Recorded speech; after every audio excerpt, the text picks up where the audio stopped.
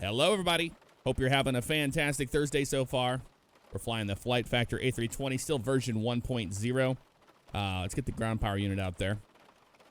And we can get some power going.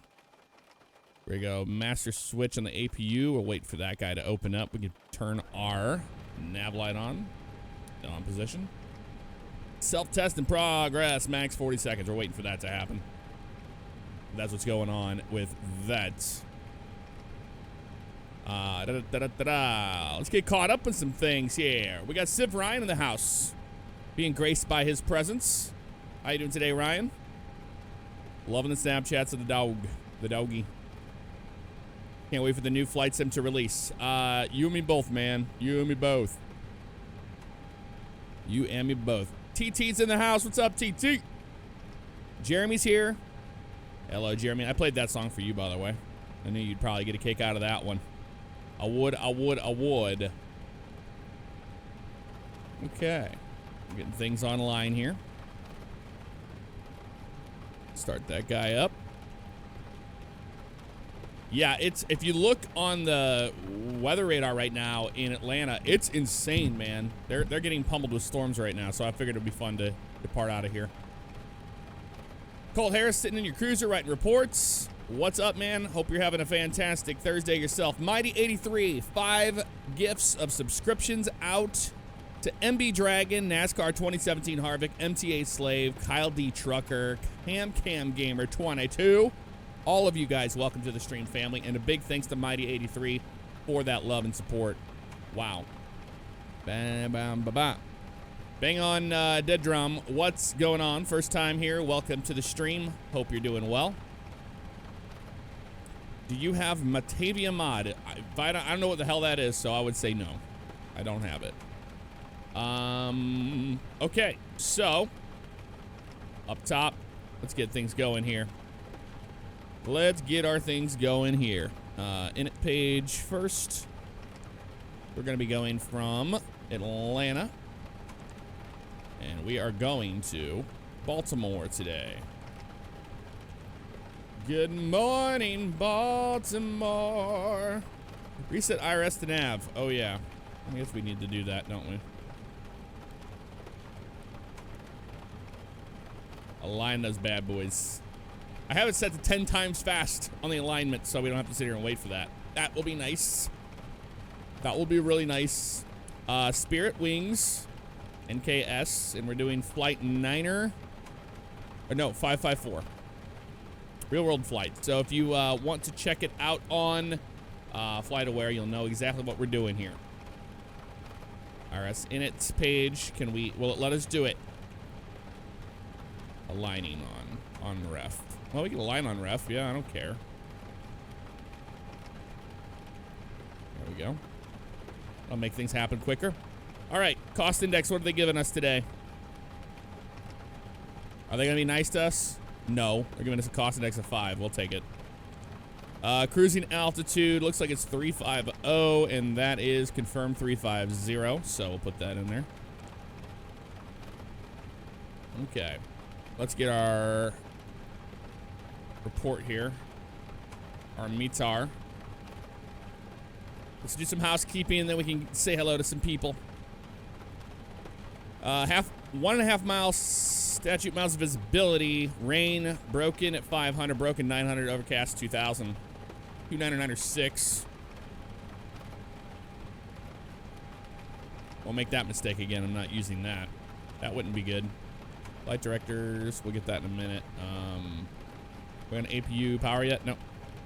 APU gen, all this stuff. So APU bleed comes on.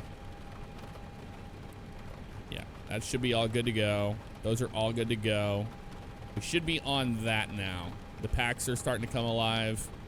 That's what we want to see. Bus tie's good to go. Awesome. Now we can get some more things going on here. All right, wonderful. Next will be the performance page and all that, but we'll get that in a minute. I'll head over here to the fuel page. We got to get that fuel truck out here. Gotta get that fuel truck out there. There he is, out there working in the rain, man. Somebody's got to do it, and he's doing it. Man, look at the weather here. Like, I'm not messing around. This is crazy. Absolute downpour here in Atlanta right now. You can't write this, folks. That is how it is going right now. All right, let's get caught up on some things here. Ruga69. What's going on, man? Thank you very much for the gifting that subscription out to Logan Delta 20. That's very kind of you. Thank you very much for that. Actual Eagle Eye, what's up, man? Oh, it'll be a fun departure, all right. We're gonna get rocked, I have a feeling. Gonna get absolutely wrecked. All right, so they say we're gonna have a total of, did they give us any cargo today? They did not. They never do. They never do. 9.2 is what we're doing here, so 9,200. Set that guy. Passengers, let's just have a light amount here. Let's go ahead and call that air stairs here on the left. There we go, because we already have the gate attached to us. Cabin here in the business. It's gonna be a lightly loaded flight. We're gonna do that. That works for me. Set that. Cargo, I like to have some cargo in the front, just a little bit. Flyaway kit, but I'm happy with that. Okay, and close that door. Remove the fuel truck. We got everything we need there. Sweet. Performance data is right here. Up 2.1 units. Damn, son. And we'll change that in a minute. So up 2.1. So flaps 1, up 2.1. That goes in there. Now, one thing I'm trying to figure out is with the flex on this guy. We're not going to flex. We're just probably going to do toga because I don't know how do we calculate the flex on this. With Tolis, it gives it to you. But I can't ever see if it's in, if SimBrief has it or not. I don't know. If anybody knows more about SimBrief than I do, let me know. Films215, thank you for that subscription and welcome to the stream family. And a big thank you to you for gifting out 5 subscriptions. One to CS 1990, Reaper Joe 1997, Nick OHM, It's Das Good 45, and Ghost 42. Very, very kind of you all. Thank you, thank you. Flight number is 554.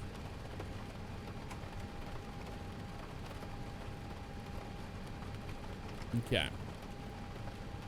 So, transition altitude is definitely not 6,000 to 18. They're going to say we're going to have VR of not allowed. Oh, okay. I'm going to give V2 not allowed. Okay, cool. Good to know. Didn't do something right. As per usual, Mad Max 274, thank you for the subscription. Welcome to the stream family. Appreciate that. Did not request a wait yet. No. That's probably why. It's the second page. Aha, here it is. Not allowed. Wait request. There it is. That's why. Thank you. Now we have VR V2 121. We like it light, man. But flexing, airline gives you an app on the iPad to calculate flex. There are some applications out there, but they're complicated. Yeah, no, I know that. And that's what I like about the Tolis. The Tolis actually will give that to you. I didn't know if SimBrief gave you a flex temp or not. And if so, I don't know where to find it anyway.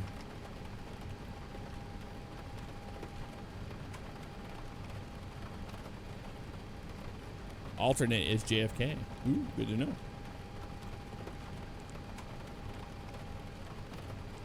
So if things go wrong, we'll go into New York, everybody.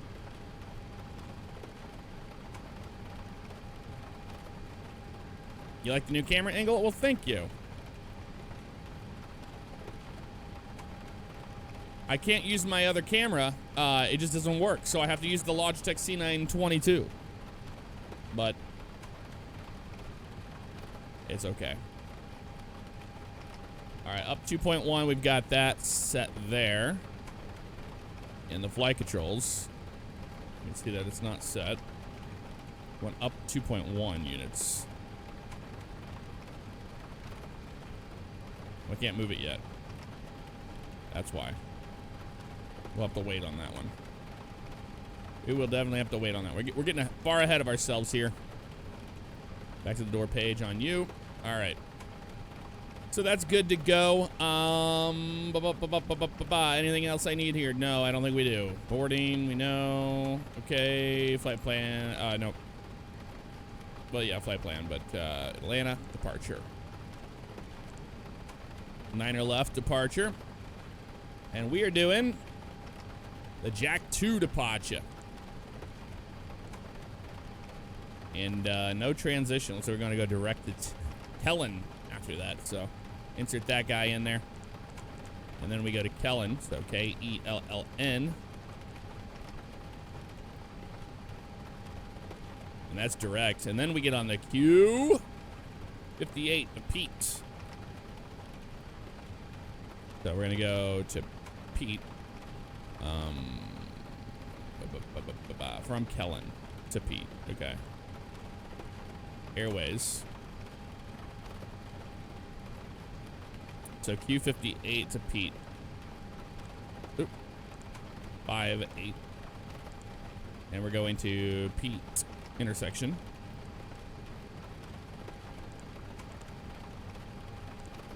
And then direct to thump. So we can go ahead and insert that in there. Insert that. So we're going to go to Glover and all the fun stuff happening there. And then Pete. And then after that, we're going to go direct to thump. Thump, thump, thump, thump, thumpity, thump. MP. M. There it is. P. Thump. Intersection. And then they're having 6 arrival into there on 1-5. Right, I believe it was.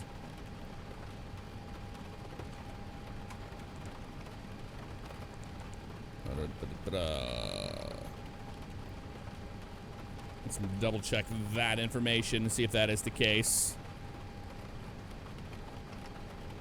Sometimes I've had SimBrief absolutely try to kill you on a approach. Yeah, I don't think it's 1-5 right. I think it's maybe it is. Yeah, it's 1-5 right. Okay, I'm happy with that. So 1-5 right, and that is on the Raven 6 or whatever they'll give us. There it is. And insert that because we already have our intersection in there. So we're gonna go. Yep. Manual vectors, things like that. That looks good to me. Let's go ahead and have a look at it through the plan mode. Flight directors are indeed on. And we'll step through it. So let's start up here. Kind of departing out of here straight on 9er left. We go out to Lidas, then Irwin, Jacques Cousteau. Zoom this out so we can see it a little bit better here. Kellen, intersections out there. Glover, Lumet, Stuckey, Pete's, Pump, and then we go. That's where the disco is, right? The Capco. So we don't need that disco there. We can clear him. Can we clear that? There we go. There we go. Thump. So that's the top of descent right before Thump. Then Capco, then Raven, Navy, all that stuff. And we're going to basically go to a manual vector from there. Yeah, to 1-5 right. So we can actually go on. Yeah, and then, yeah, we're going to manually get ourselves to B more. So that works. I am fine with that. And if we go miss, we go out to dated and hold. So. And if we really have a problem getting in, we'll go out to JFK, and life will be good. All right. Plan looks good to me. I'm happy with it. Let's climb and maintain. Let's do 10,000 on departure.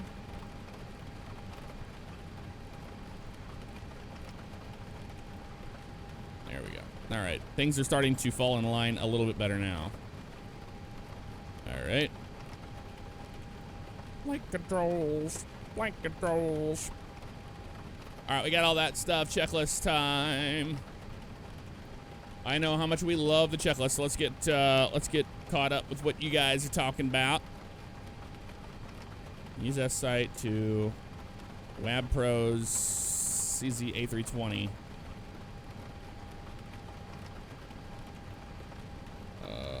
Privacy error. Well, okay. I'm not gonna take that then. Cool Grove Street, my day's going well, man. How you doing? I'm super excited. Super excited because Mr. Joe Cortez and his lovely wife are showing up today. That's why we're streaming early. All right.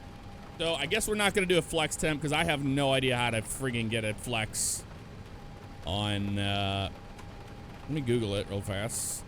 In brief. I'm sure somebody knows. Help. Flex temp.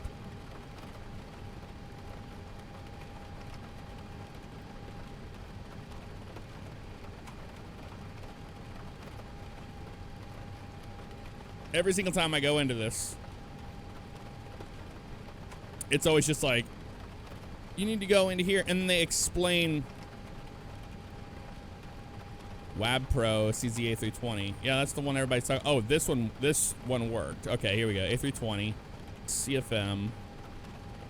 All right, I think I can use this. I'm gonna save this. Oh, I already had it bookmarked. I think I've used it before in the past. I think that's why. All right, let's see here. A320 CFMs. Metric is units, whatever. Origin. Atlanta. Outside air temperature. OAT.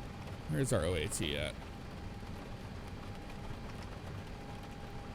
La la la. I can look in the meter. 8 let's say 9 degrees Celsius.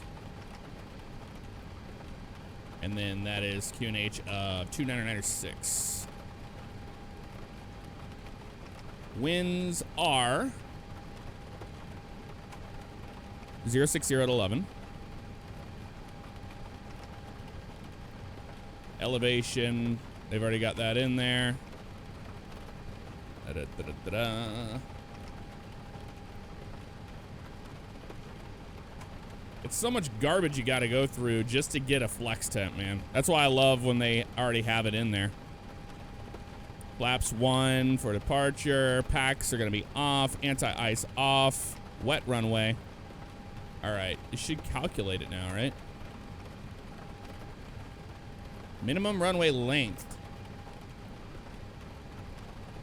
Agree. Gotcha. Doesn't look like it's gonna give it to me. Unless I have to do some more stuff over here on the right, possibly.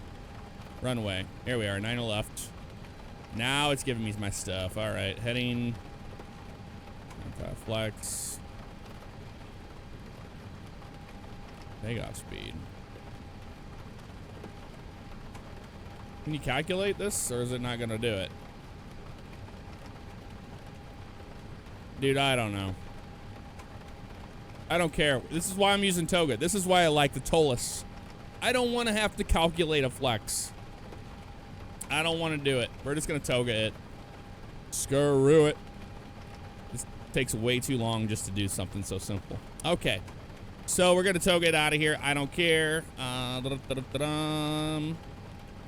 No flex. Yep, works for me. Performance page, flight plan page. We are lovely there. All right. All right, let's get our pushback approved here.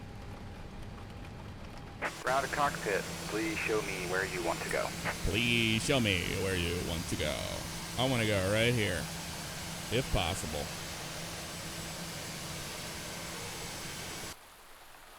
If possible. Ground to cockpit, tow is driving up.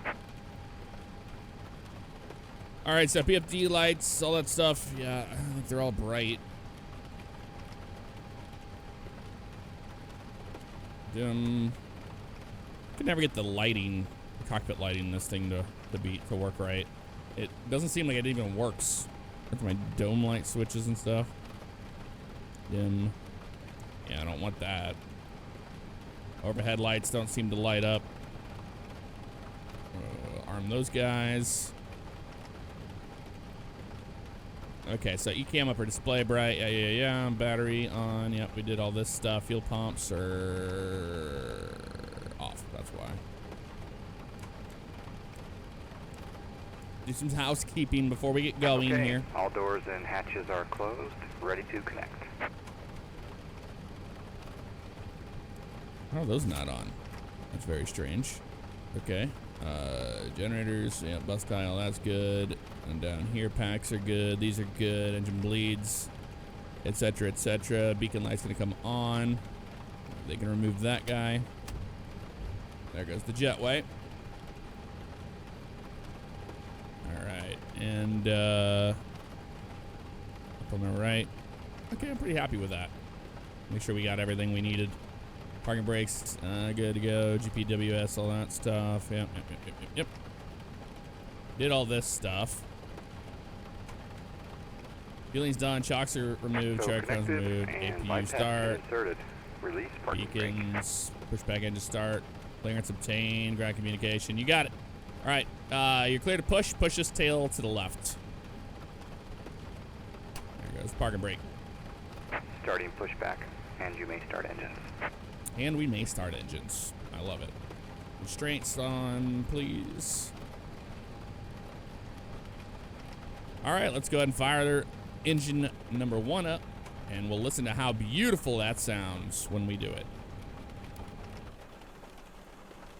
There's a Delta taxiing out. Oh, there's somebody taking off in the rain.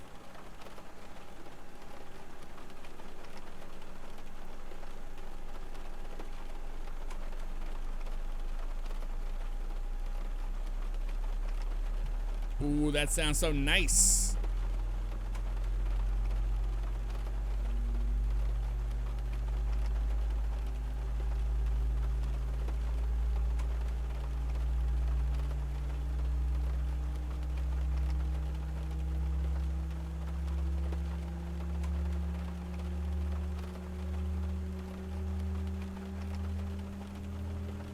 I forgot to make a tweet.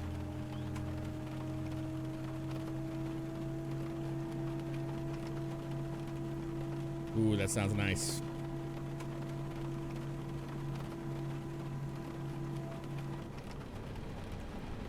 Let's go ahead and start engine 2.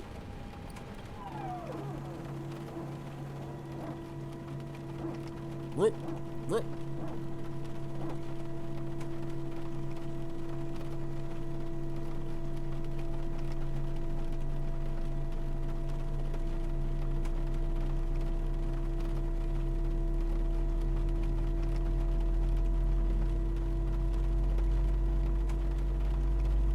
Bark, bark, bark.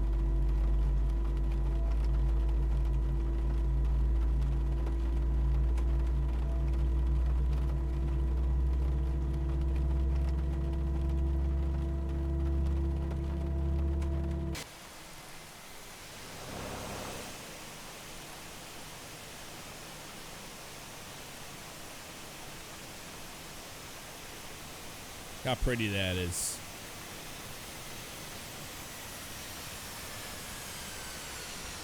And somebody just took off.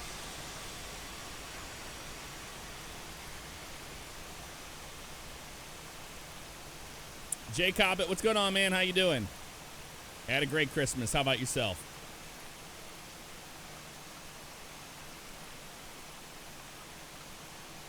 This is also another one you can do.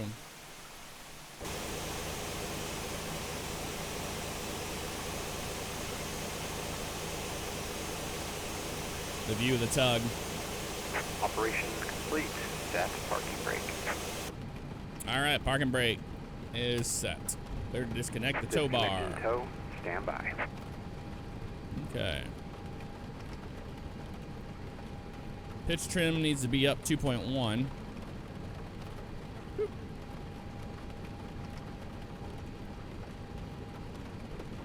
we go.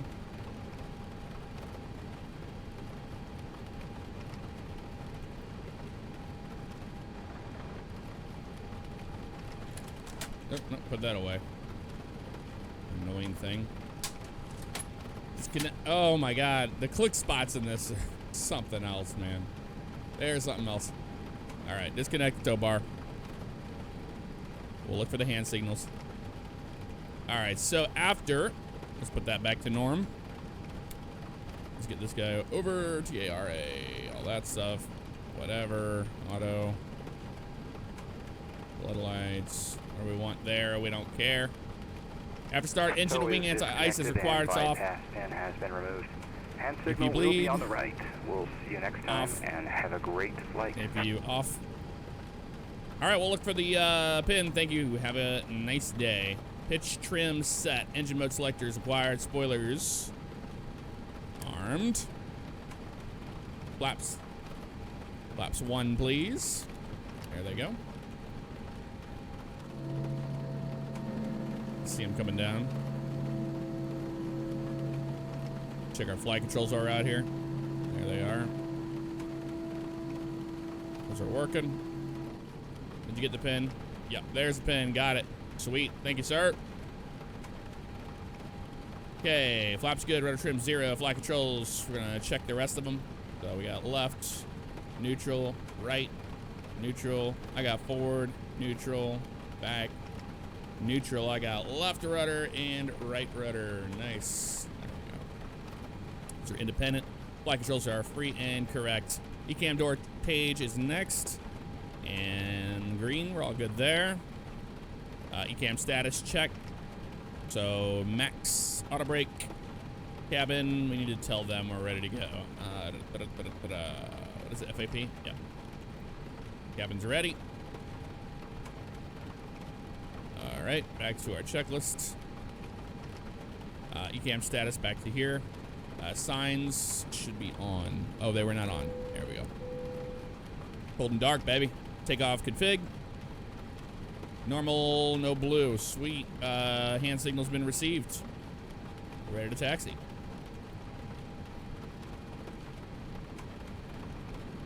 Goes to taxi mode there.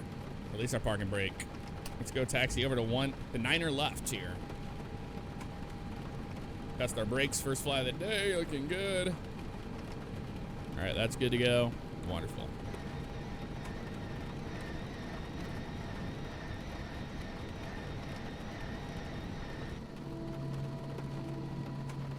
There's these wonderful sounds. Barrow, what's up, brother? Thank you very much for the raid. How's everybody doing?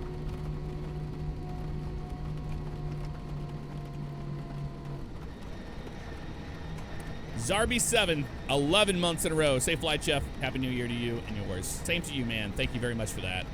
IR24, 30 months in a row. Hey, everyone.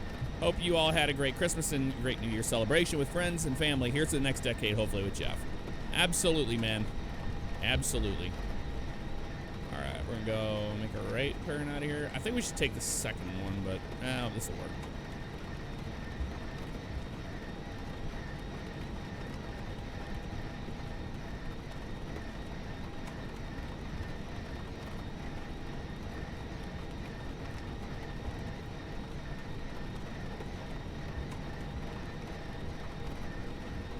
Jay Cobbett, 6 months in a row. Thank you for that, man.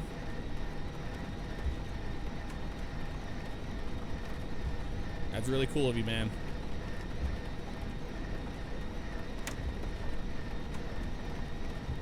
We'll get our weather radar up here in a second. Make that turn first. Weather, system 1. Weather T. Good to go. Test.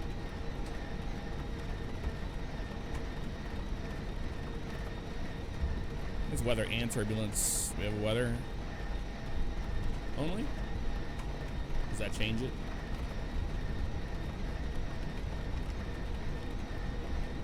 The bad sells through here, man.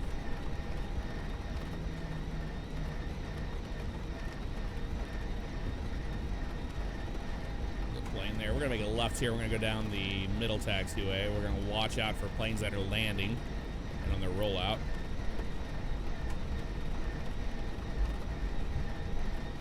We started both engines. All right, we'll give way to the 717 here. Busy day in Atlanta. Getting all these flights in. They are.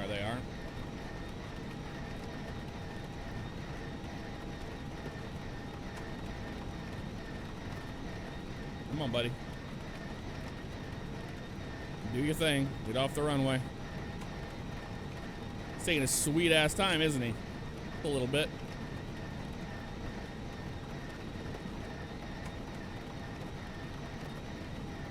Absolute downpour right here.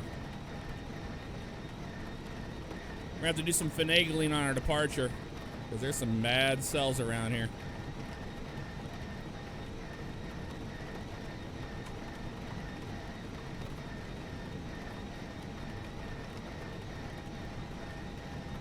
Okay, he's making a left, we're gonna follow him.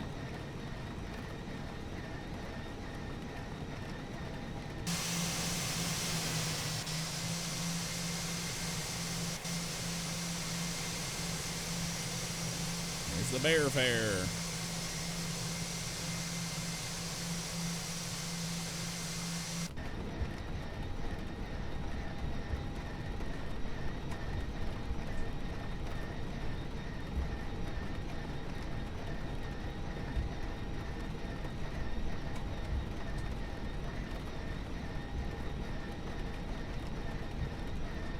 Wipers aren't doing much with the rain? Yeah, they are. Look. If I turn them off, watch. Let me show you what it does. I won't be able to see anything.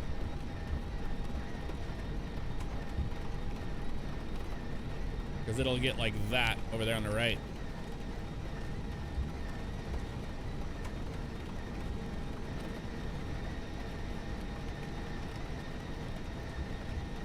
Put it on fast mode.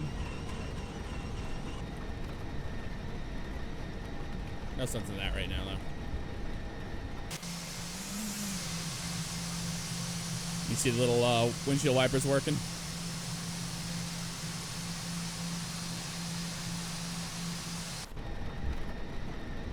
Wow, that was an aggressive off the runway on the high speed. I'll give away to the CRJ. I don't know where he's gonna go. He's gonna go in there, it looks like.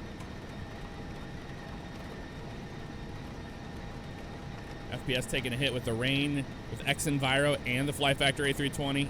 Yes. Yes. Definitely.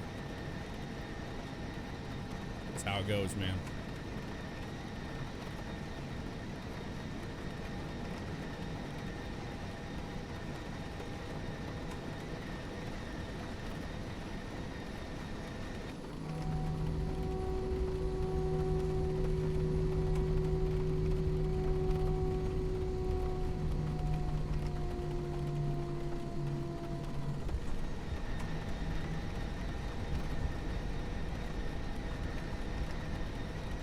Past this intersection before another plane gets off the runway.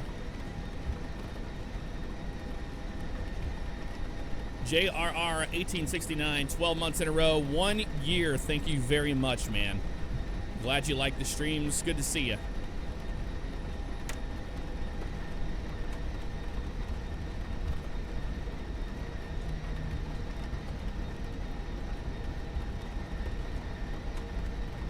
Using Traffic Global for AI traffic.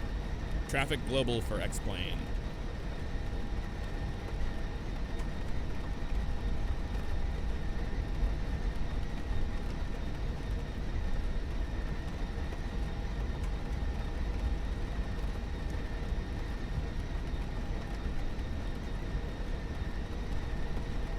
Try to remember the clocks today. All right, parking brake release. We'll be before a takeoff checklist next when we get there.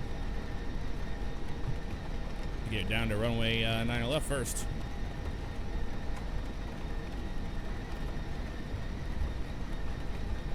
We got somebody.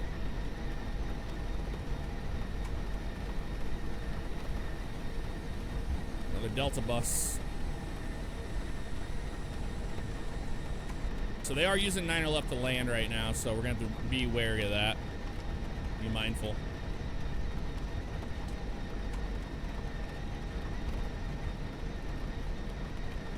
So we don't run into any issues. Yeah, I don't know how we get the cool lights during the day. I guess you can't. I've turned all of them on. Besides dome light. I don't want the dome light on.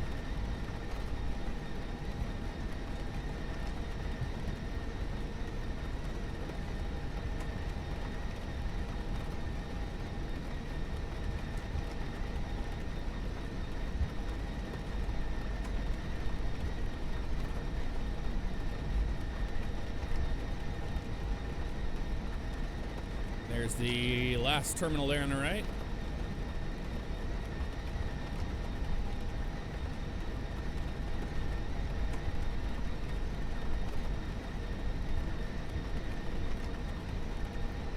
Lights are below the radio. No, I have them turned all the way up. They don't do anything. I guess they don't work during the day. Yeah, I've had those turned all the way up. They don't do anything. Weird.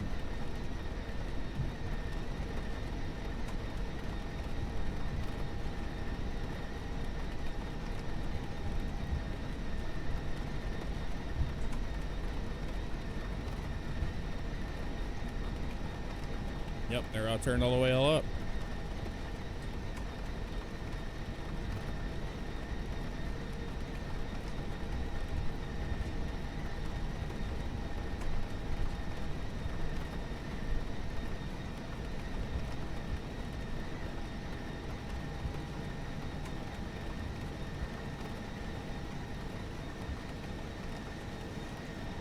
There he is. I knew there was another one landing. It was a 7.5.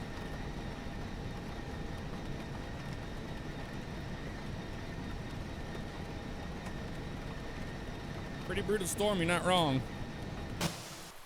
This is the tower view. if that's any inclination to you. Looks like we're number 3 right now.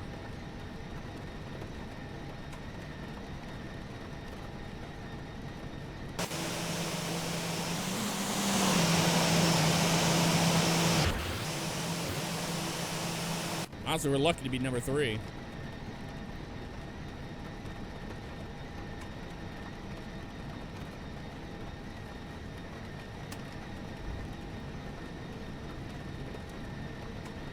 And now we wait. Which is good. We want the weather to improve anyway, but...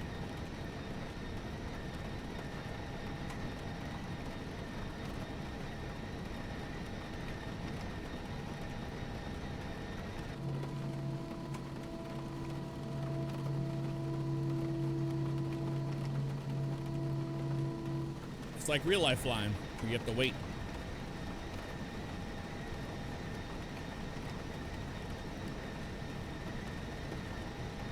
That's a bad storm out there. I really want to get out before that thing gets here.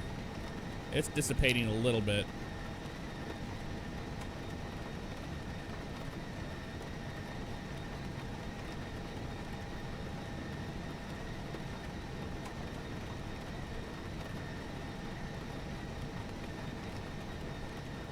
All right, before we take off, checklist, TCAS, TARA tilt above. Engine mode selector is required. Brake temp.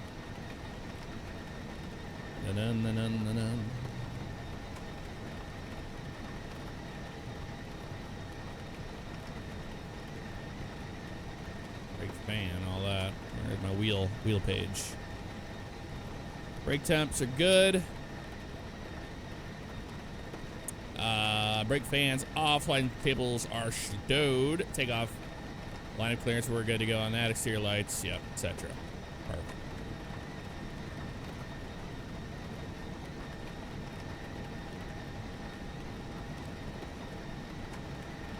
Reason why these guys aren't moving?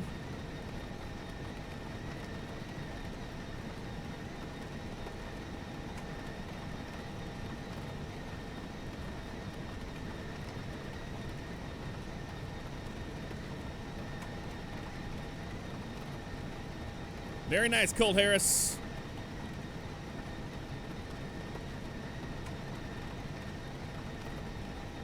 This is not a USB mic. This is a Electro Voice RE20, and it runs into a cloud lifter, which boosts the decibel. Then it goes into PreSonus 22 box, and then I have custom EQ. I've got noise gate and compression with a compressor. I did get a new one for a moving on the 17th, but I have a new mixer, the TC Helicon Go XLR. That's the next one I'm gonna be using next.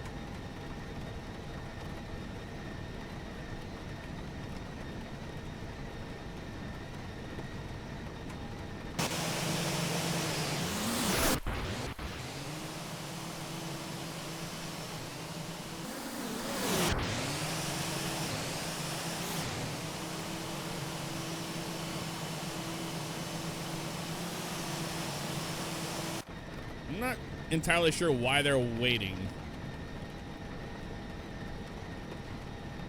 We have nobody coming in to land.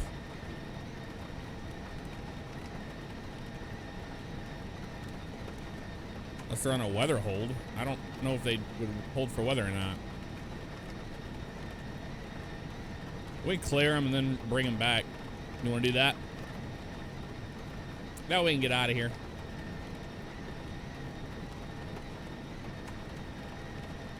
What would you guys rather do? Clear them so we can get out of here and then turn them back on, or wait? You want the super realistic waiting, or do you want to just get on out of here? Clear them and run? Yeah. Agreed. We had enough of a simulation of real life weather hold, or being in a line.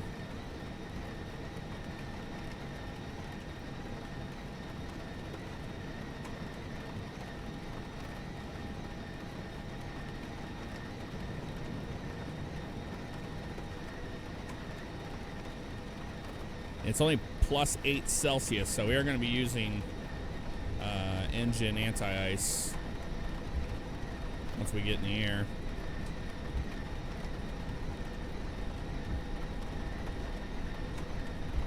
Actually, for takeoff, we will be using it for takeoff.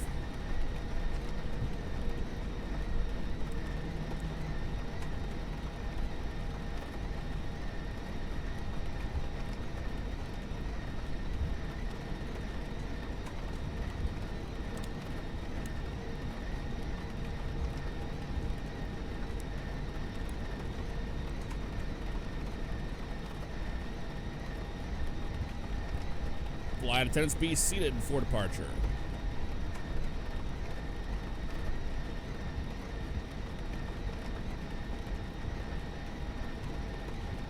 I don't know what the lane lights are doing. That's some strange stuff. Approaching 09 left. Yes, we are.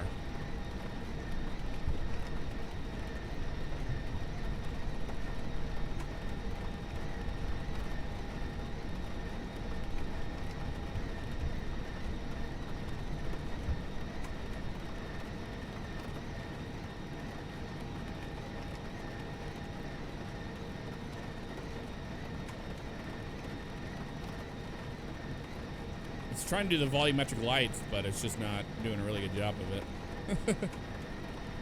On runway 09 left. Gotta get used to how this thing taxis. It taxis so strange. Alright. Line up here. Start the clocks so people are happy with the clocks. Gotta have the clocks going. Bring them to 40%.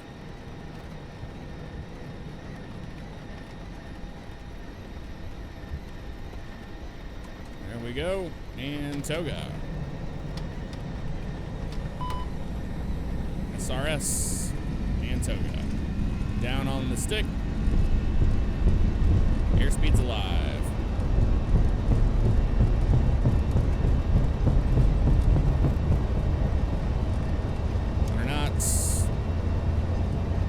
V1, rotate.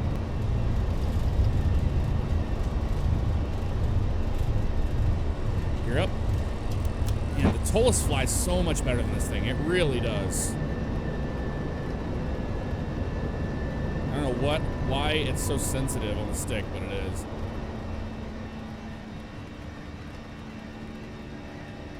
Okay.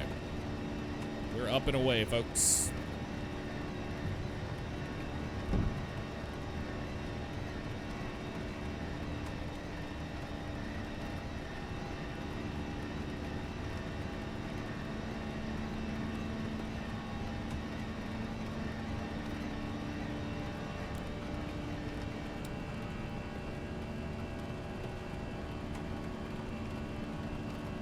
Cantilever goes to climb. Climb thrust set. Runway turnoffs. It's cleared up over here. We'll stay to the right of that cell on the left over there. pilot 1.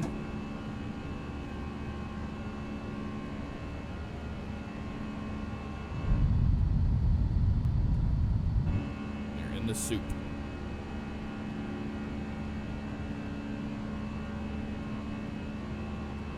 There's the breakout.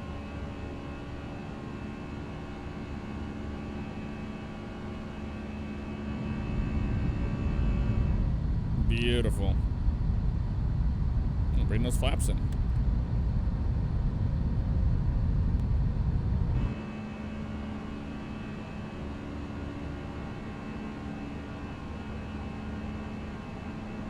I maintain our flight level 350.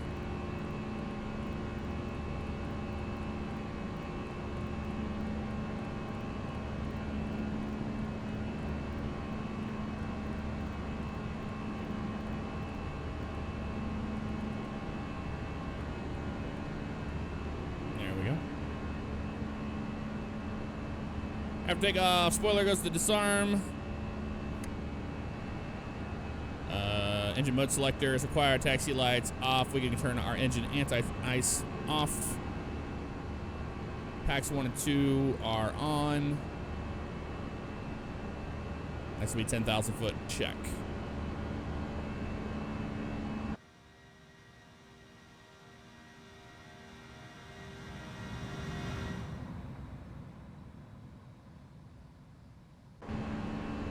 We're looking at anomalies.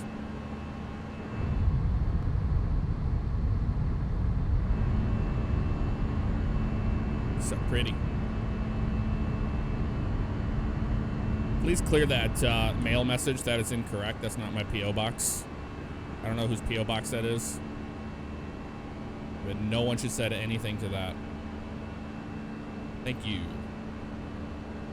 10,000 feet, check. Lane lights are off, wing light off. Let her know. They can start their beverage service. Yes, sir. You can start your beverage service. All right, external lights off. Seatbelt sign is required. Pressurization. We go to the pressurization page. Climbing, looking good. Wonderful. And that's that. Smooth sailing, my friends. We have a turn coming up here to the left. We'll watch it from the wing because it's always fun. All right, we are above 10,000 feet. Our stereo cockpit restriction is lifted, and we're good.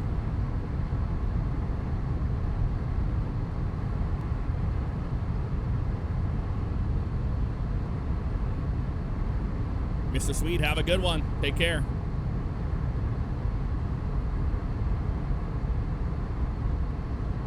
Flying the big yellow bus.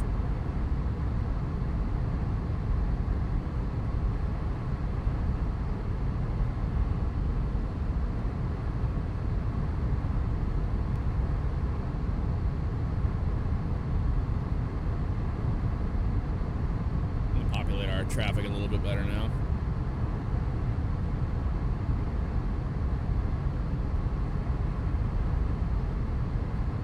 There we go. Like I said, I would.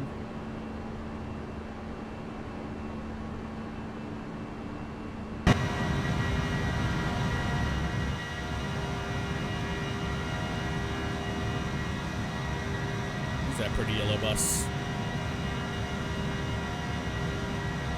Very nice above the clouds.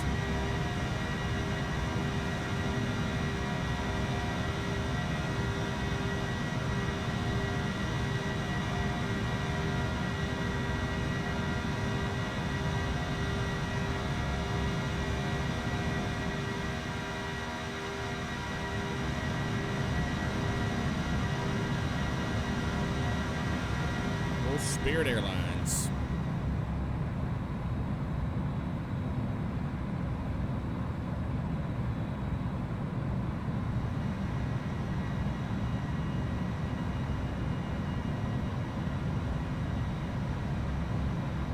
The climb rate is all done by the computer, so the airplane's doing what it needs to do because it's lightly loaded. We're doing 2,900 feet per minute on up. That is the FCU taking care of all that stuff. We're in managed mode. 18,000 standard pressure selected. Both sides check. Flying through 18,000 now.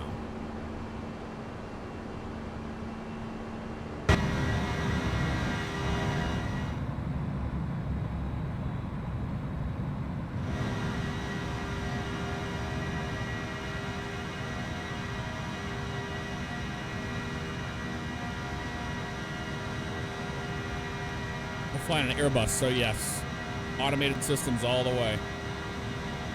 Most airplanes are like that today anyway.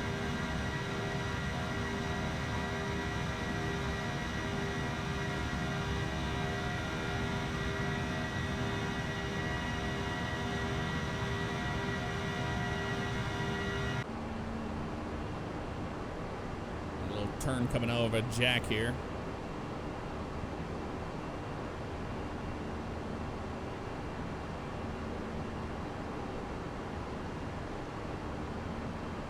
I've always wanted to travel via plane, but I don't know how I'd feel about not being on the ground.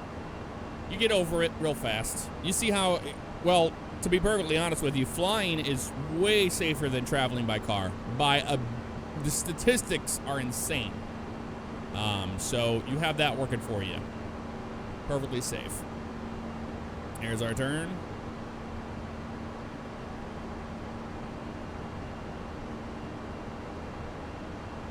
Our total flight time today,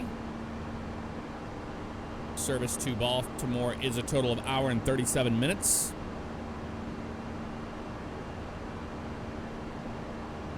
That's about that.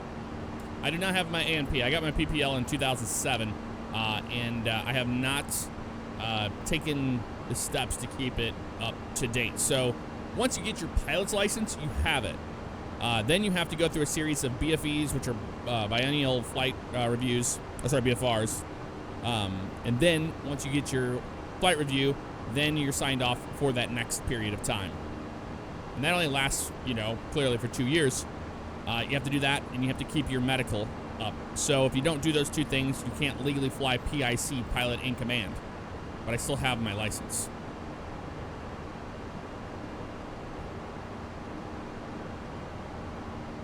And it's a decision I have to make, do I really want to throw money towards something like that right now and I won't use it as much? The reason why I originally went to flight school was because I wanted to fly airplanes for a living. And then YouTube happened and it branched my entire decision of what I wanted to do in life. And I went down the entertainment route instead of that. That's the reason why I love flight simulators, and I got started in flight simulation in 2002 heavily, and then I fell in love with it enough to the point where I didn't tell my parents, didn't tell anybody. I just went and took a discovery flight, flew in real life, enjoyed it so much I was like, I want to do this. So I took the steps to do that, but it didn't go anywhere. I ran out of money. It was in 2012, right when I started YouTube. I was doing my IFR rating, so I was doing instrument flight rules rating, which is the next step after your PPL. Now I got a few hours into that and ran out of money. I was paying $140 an hour. That's dual, so that's with an instructor, and that is wet. So that is with fuel, which isn't terrible, but it's when you're only making $9,600 a year at the time I was, you're not making anything. So I could no longer afford to fly, and then it just kind of got pushed to the side. So now it's a hobby thing, but I get a lot of enjoyment out of Sims. I still get to use that aviation part of my brain, and I don't have to go and rent a plane and do all that. Maybe later in life I'll definitely get back into it, I'm sure.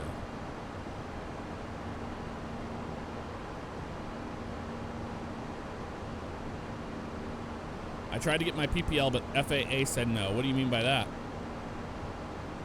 There's a lot of myths out there about pilots. I don't need sport pilot license, and I don't want to fly sport planes, and that's not what I want to do with it. PPL is SCL. I have my single engine land, so single engine. All I have to do is just go take some refresher courses. What I would do for my next BFR, if I really wanted to do it, I would go get an instructor, go up, do all the refresher course training, and then be good with that, do a BFR, be done with it, and then go fly.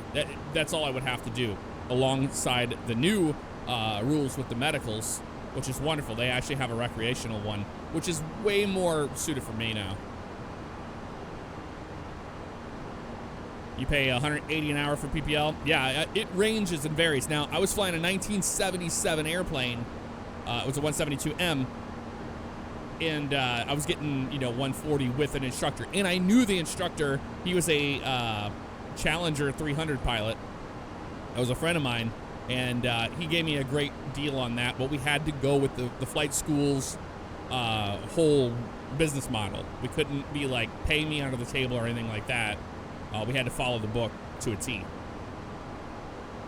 But one of the coolest things I ever did was I was in Winter Haven, Florida, and I got to get my tailwheel endorsement in a little Aeronca Champ. That was cool.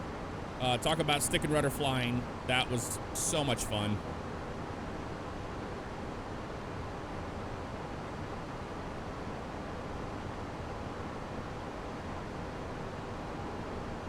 But it scared the hell out of me. I mean, they're like, here you go. You go up and they're like, here, we'll give you an endorsement. I would never go through, or I would never go like rent a tailwheel airplane or anything without going through every single step. I would take extra courses to learn that. That's a whole new animal. But I was surprised at just how much it came to me. But I was flying a lot at that time.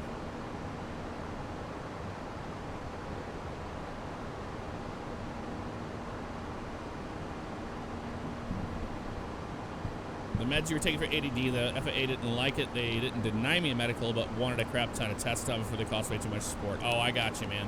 Yeah, that's kind of stupid. Now, when was that? Because now they have that recreational one, which kind of helps out a huge blanket of pilots.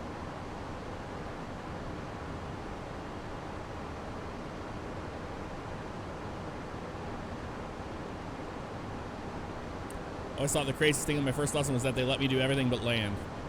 Yeah, it depends on the instructor and how well they feel you're doing. Is it cold up here? Let's see. Dun-dun-dun-dun. We can warm it up a little bit up here.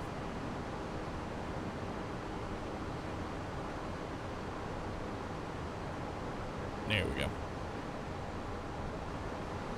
There we go. Okay, the lights are working. It was just an X-plane limitation. You can see how they're on now. Little flood lamps.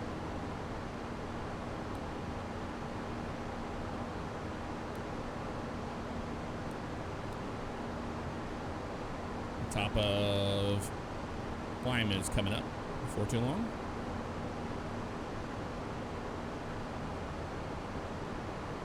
You got your tailwheel in 4.7 hours, and I can legally give tailwheel training, but I will not. You know what I'm talking about, Jay. Like, man, it's a whole different beast. You got to be an idiot to get an endorsement and then go flying tailwheel airplanes without getting proper instruction. I mean, technically, you can fly single engine land, but man, and if you have a tailwheel endorsement, it just means that, they feel that you could operate the airplane well enough. But I would never do it unless I took the proper training, clearly.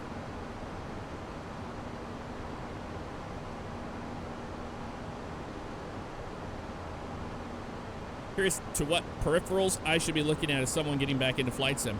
Honestly, the entry-level Thrustmaster stick in throttle quadrant is a fantastic one to start off with. It's better than the Logitech 3D Pro. I started off with that back in the day. And if you want to get into a yoke, I would highly recommend, from based on what I have actually tested on the floor at Flight Sim Expo, the honeycomb yoke is way better than the Cytec. So I would avoid the Cytec yoke. It feels very plasticky and cheap compared. And I would go with that. Yeah, Jeremy knows. Yeah, the T, what is it, 16,000M? That I actually enjoyed when I did use it. I was very surprised by that.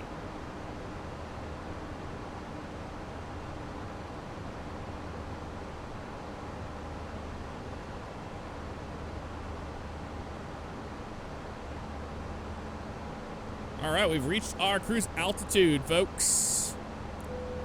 Seatbelt signs are off. Free to move about the cabin all you'd like. Get a little bit of wing view action here. Went to the dock about a year or two ago, and that was the most up-to-date I got. When I first went to get my medical, my mom was with me because I was, well, young. 2009, she put down that I took meds. They have it on record. Oh, I gotcha. And now you work on airplanes. Well, you should look into direct flying. It looks like that would be a good one because it's a single engine land, and then it's a recreational pilot, so it's much more less than what you would require for, what is it, class, a third class medical or whatever. I don't remember what they are, and I know they've changed.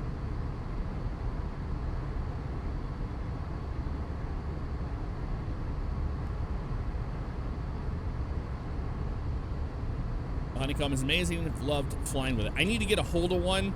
I might reach out to them for a review or something, because I have my virtual fly setup, which is the Yoko, the yoke, and all that, and nothing can touch that, in my opinion. I have not come across something that has blown my mind. It feels so realistic that and it's very expensive. So I want to get a middle of the road product that I can help steer people towards.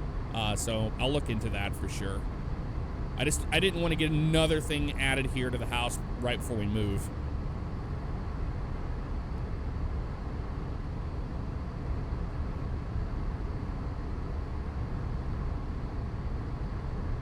Not a problem, Buff. Dual monitors, for me it's a must because I stream and stuff. You can get away with a single monitor, you know, if you have like your phone or an iPad and you can look up SimBrief and things like that. I mean, you don't need that if you're doing GA flying.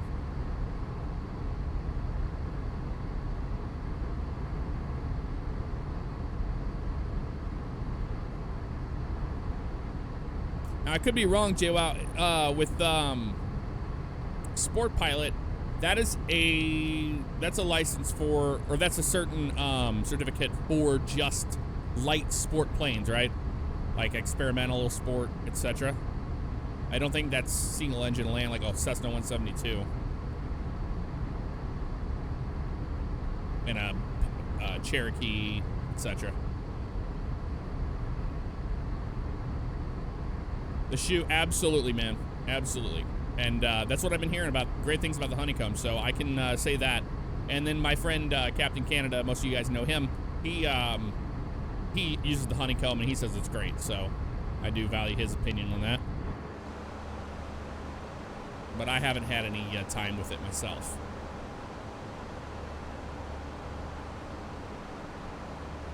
This is RB7. I'm trying to get my PPL in the flight school I'm at has 40, but it's like $100 more an hour. Ooh. Diamond 40. That's another thing though, man. I was gonna go to the ATP, and that I was actually getting the paperwork and the recruiter rolling with that. This is before I ran out of money. So it's like, well, I'm gonna get a loan and then go fly at like ATP and do an accelerated program to get to jet pilot stage. And the reason why I wanted to do that was because I had no interest in the airlines, and I knew that. And I wanted to fly cargo. I was working around a lot of cargo pilots, and I wanted to go fly like for priority air charter and then a Cessna Caravan or something like that to start off, and then see where I wanted to go with my career. And they were like, well, right now you need to focus on your hours as cheap as you could possibly do it, roll that into whatever. They were like, you know, college, they don't really care about your degrees, so you're gonna waste your years in that if you don't want to fly for the main carriers. You're gonna waste your time in that and it's not going to matter which way, because you're having guys that are getting hired in that don't have degrees. So I was like, all right, that's what I want to do. I hated college. I quit college, and I had a scholarship for it and all that, and I decided to go into aviation instead and take the advice of get my flight hours before anything else. If I wanted to do online courses later down the road, I could do that.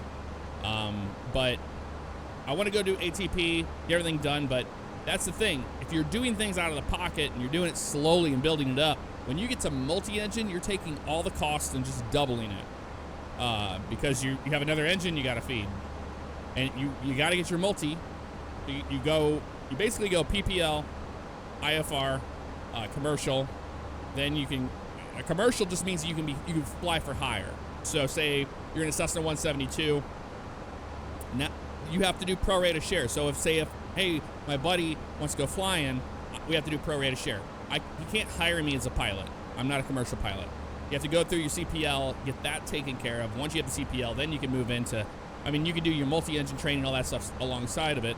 But it's a step pattern you have to go through. This land of sin. I used ATP accelerated program, got me all the way, but it was expensive, super expensive.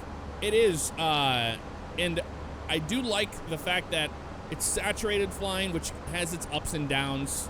A lot of schools are like that. But one of the things that really is awesome is that you're flying so often that you are retaining that information. You're not flying once a week and forgetting and being rusty about this and that. Procedures into class, Charlie airspace, simple stuff. Instead, you're really focusing on the flying, because they have you doing cross-country flying all over the place. FD3160, it's exactly why you're one of my favorite streamers. You take time to explain stuff and help people who watch you. Well, people still think I'm an idiot, so there's always that. I don't know everything. All I can do is just guide you with the knowledge I have. If you ask me a question, I'll answer it. I don't think I have the end-all be-all, and I know I don't. There's a lot of ego, man, in the aviation world. Your instructor twins in Western Michigan. One of them has since moved on to SkyWest. Nice. Yeah, my buddy flew for Mesa. He went into Mesa. He just now is transitioning to the 737. He was a CRJ 200 or 900, and then they knocked him to the 200. No, it was with Northwest Airlines. Who was that at the time? That was Mesa. And then his goal was always to go with some country. I don't know if that's going to happen, but I'm pretty sure he's going to be able to fly with Delta now.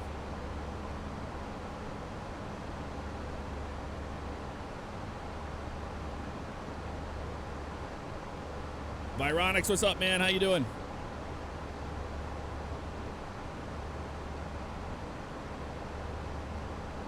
TT, I wouldn't say so. I like to say that I don't. We all have it, but I don't have it that way. I don't think I'm the best at anything I do. I just do it. I'm a jack of all trades. There's nothing. If my brain is interested in it, I will do it.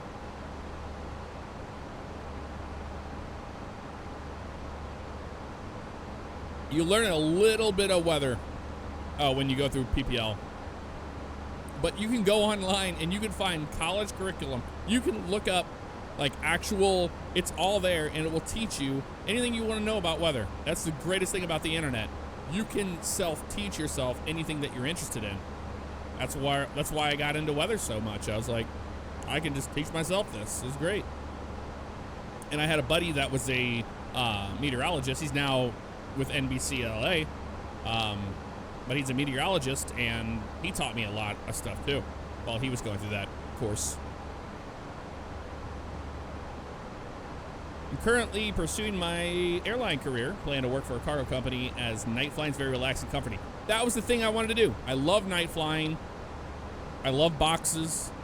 I fell in love with that when I would go on little trips, which is fun because before I even got into a Cessna and did my pilot training, before I even got into that, I got lucky. And I became friends with one of the feeder pilots that came through for DHL with the Metro. So I actually got time in a Metro. He let me fly it. I've shot an ILS in it based off of sim knowledge, and he would teach me as we would go on these flights. So I actually learned how to fly in a big, massive 2,000 horsepower airplane, which was crazy. And then when I moved over to Cessna, it was much easier to transition to, clearly. My buddy went to ATP about 7 years ago. He flew skydiving in Hawaii to gain hours. He got hired by Republic flying the E-175, got picked up by Norwegian after 2.5 years to fly the 787 transatlantic, and now flies for Atlantis, flying the 747-48. That is awesome. That's a big jump in your career there. But some guys like the transatlantic stuff, some guys don't.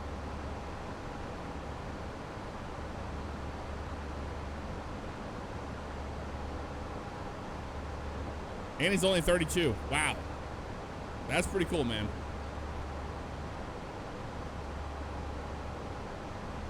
Been flying X-Plane 11 for a while now. For my Discovery flight, they let me land the plane. That's awesome, man. And a lot of instructors, what they'll do is they'll take over if they feel like they have to. But if their instruction is good, they can actually, help you land the plane. A Cessna is not hard to land. It's all about understanding procedure. And you'll learn that whenever you go into the PPL training. Everybody here that's done their PPL, we can all say it's 95% of emergency procedures, of learning what happens when things go wrong, 5% of the actual flying, I would say. You have a lot of ground courses you have to go through, but it's all procedurally done. The flying itself is like, turn around a point, S-turns, basic stuff of learning downwind and upwind and how the airplane behaves. Especially with slow flight and with stalls and all that, you need to know what it feels like to do that.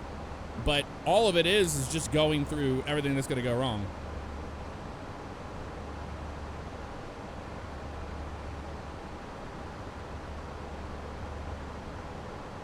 Other reason why I'm here, other than being a fan of your videos, I want to ask if you wanted to do a backseat flight with a virtual team airshell and DCS. If you're interested, I'd love to talk more. Absolutely, man. I would love to do that. I got to do that with the Black Diamonds and loved it. So that would be fun. Flying is the easy part. Learning the rules is the hard part. Absolutely. And also, I get that question a lot. Why am I not a pilot? Why don't I continue down that road? Why don't I want to do that? I got lucky. I put a lot of work into my YouTube channel and just getting into the entertainment business. And I think I've really, really made myself quite solid in that department, to the point where, like, what I do now, I could never make that kind of money flying airplanes. You just can't. I could be a corporate pilot to the highest degree, and I wouldn't be making what I do in the entertainment business. So it's not logically making sense for me to just leave this behind to go do that. And I love being at home and working from home. I'm a very disciplined work ethic, so I am a good boss to myself.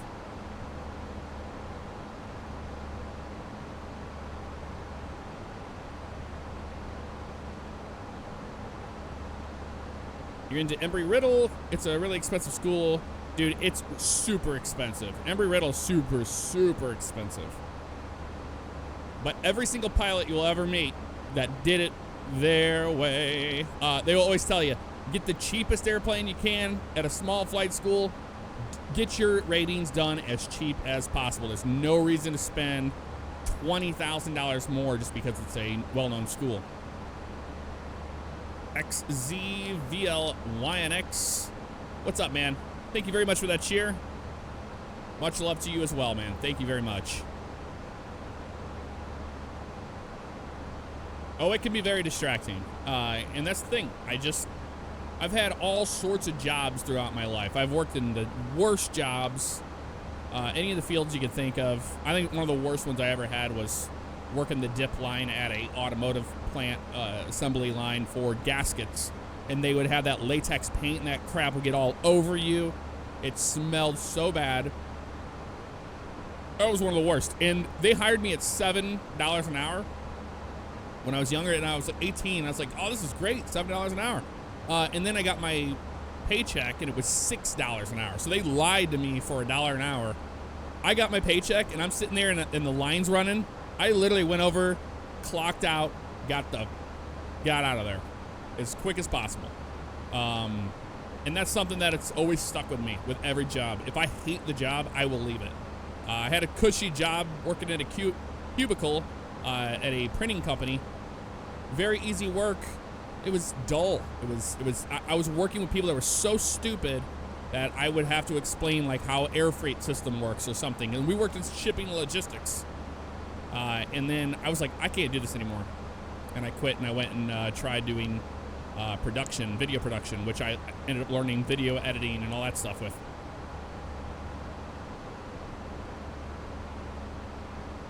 Actual eagle eye, exactly, man, exactly. Ever had any interest in flying helicopters? No, not in person, or not in. Maybe I'll take a course. I think it would be fun. I think every pilot should learn that because they are the most difficult things to fly. You're flying a gyroscope or whatever. But I like it in sims. It's fun. It's very difficult. You went through PPL Part 61, then went 41, instrument and commercial to have the RATP reduction, and for the school's name, which a lot of airlines recognize and like. That, JWOT, yeah, that's the thing. A lot of guys go into those programs because that's what it's a norm for an airline. But if you want to get into the airlines, you got to play those games. Tingy, you just left working at Amazon for the same reason. Yeah, man, if your quality of life isn't up to snuff, you don't have to stay there. I've left jobs in the middle of, the recession in 08, and people were like, you can't, how are you going to just quit your job? I'm like, you can always get another job. You're not an idiot. You can get another job. There were jobs around. TT, have a good one. See you later. See y'all. Don't you like P3D? No. I don't believe in paying $200 for FSX. Lookup tables. No. Just no. And I got to play with P3D for the very first time when I was in Spain, actually, and on a big, huge sim. And I was like, okay, so P3D is basically FSX. Flies like FSX. Looks like FSX. Is FSX. Now they've gone through prepared version. Who cares? PVR finally got 64-bit. Ooh, wow. It does nothing for me. I left over $2,000 worth of add-ons to go over to X-Plane, and I never looked back. So I'm very excited about the new flight simulator coming out. I'm very happy with it. That's all I can say.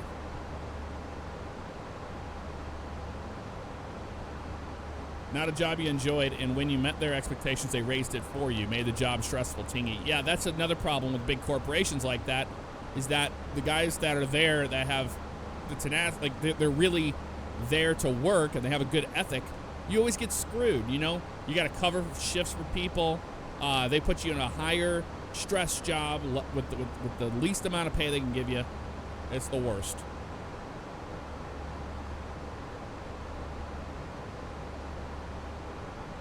Life is way too short. Absolutely no point in being unhappy. I don't get how people deal with 2/3 an hour commutes, no quality of life. Ben Nagel, absolutely, man. Absolutely. How was Ireland today? Okay, airplane. Making some wild turns over our small amount of... Oh, it's because of the... Oh, I see. It's adjusting for that crosswind. We got 105 knot tailwind. That's actually really cool. We got some time to go. Mellow FM doing just fine, man. How you doing?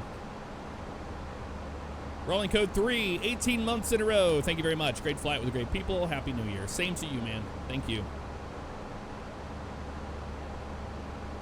Frosted Place 525, thank you for the subscription. Welcome to the stream family. Dirty Dan Music. I worked at a concert venue near me for the local production company over the summer. Didn't pay too well for the hours we work, usually 9 a.m. to 3 a.m. But I'm going to school for it and really opened my eyes to what the environment's really like. Finding something you love to do will make the work not feel like work. True words never have been spoken.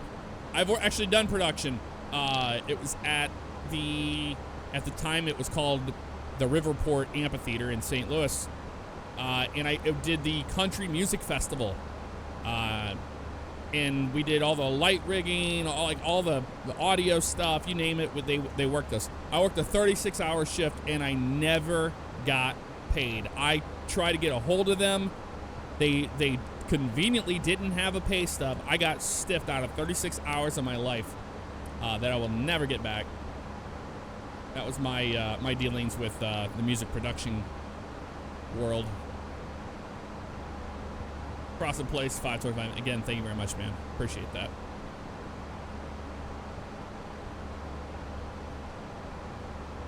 Yep. It was no bueno.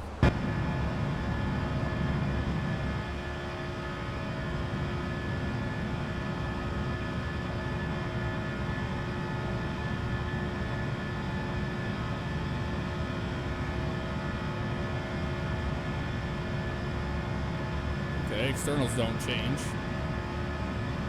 Good to know. We can just do it ourselves.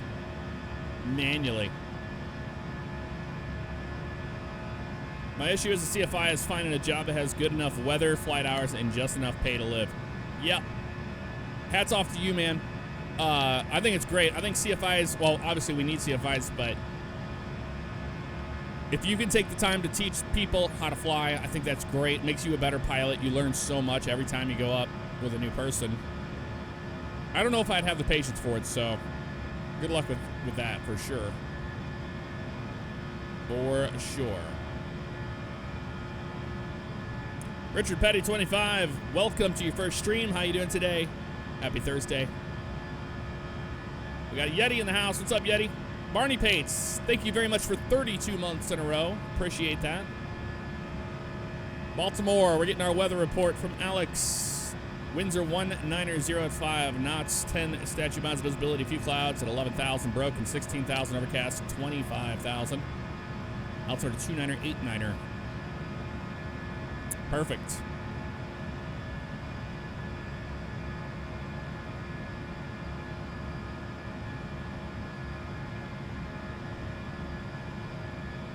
Sebastian H, you're going into the prison service over here in the UK. Like, you want to be a guard, or you want to get into, I'm not sure, a CO?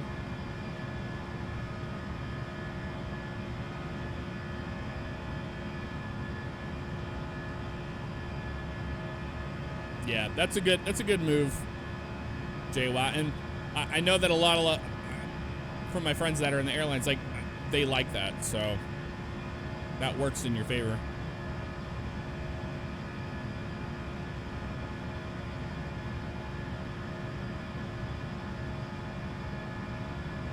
Used to work for a company called MSM Production Specialist, which did large events and concerts. Several people didn't get paid for 98 hours to the point where everyone left the company and went to other concert audio rigging companies. Yes, they're crooks, man. Some of them are real crooks.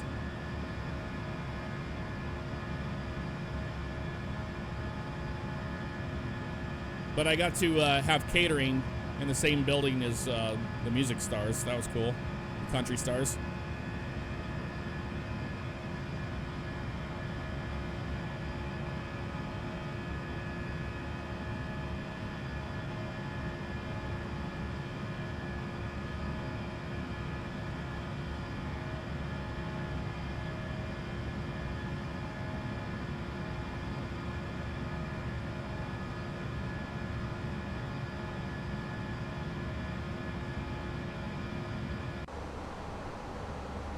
Got my own Stuckey. Man, we're getting a nice tailwind here.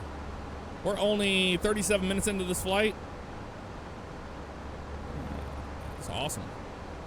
I like it.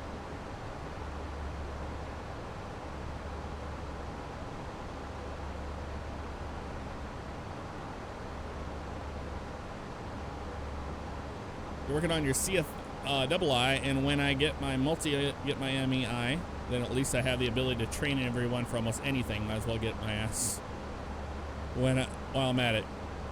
Yep. That's awesome. Hey, not a problem, KJBE. How you doing today?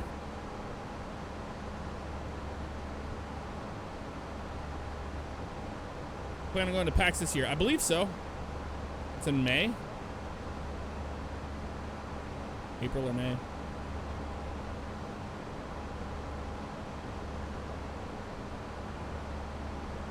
Oh, I wouldn't say I met them. I just saw them all in the same area.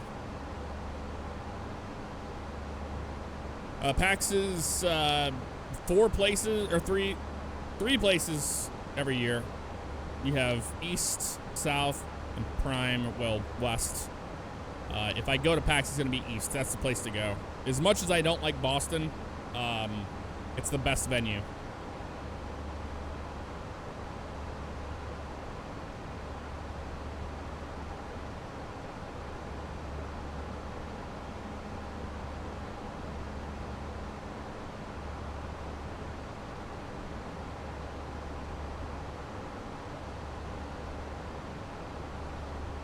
February 27th to March 1st. I'll have to see if I can go. We'll see.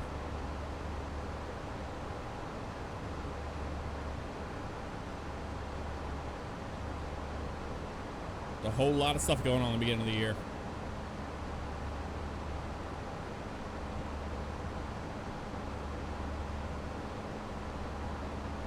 I am streaming early right now. This is the stream for the day. Mr. Joe Cortez is going to be joining us with his lovely wife, and we're having a weekend with them. So I want to make sure that I'm not away and not entertaining guests. How's the weather in Pensacola year-round? A friend of me wants me to go down and instruct. It's kind of like a blend of Florida. You get the Florida life for a while, but you also get the cooler weather as well. And the northern panhandle does get a lot of rain.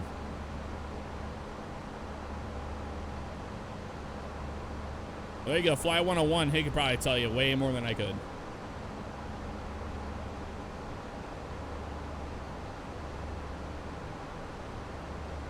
I did my flight training in Missouri, or not, it was in Illinois actually, across the river from Missouri, which is crazy because I did my PPL and I never even flew into Missouri.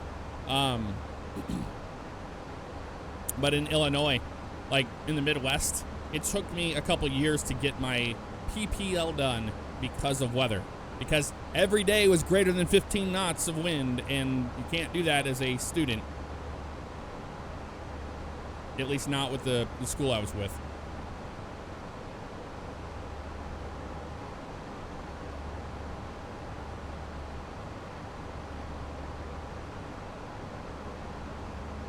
A lot of fly early and stop early for thunderstorms. Yeah, that makes sense. You get those thunderstorms that pop up out of nowhere in the middle of the day.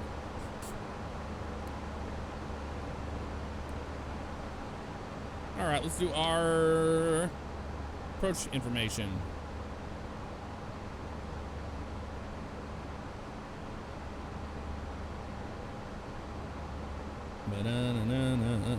Let's see, where's that? Baltimore. 29er, 89er. Temperature.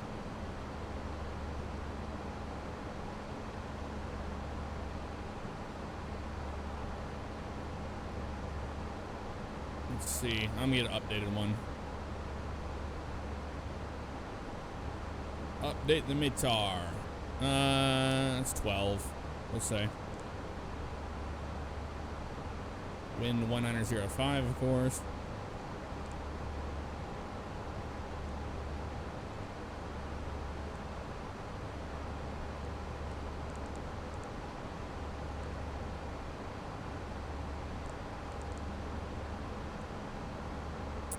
Flaps full. VLS 117 V approach is 122. Okay. 127, I guess. Easy to remember, right? Easy to remember. 187 Master, what's up? How you doing, man?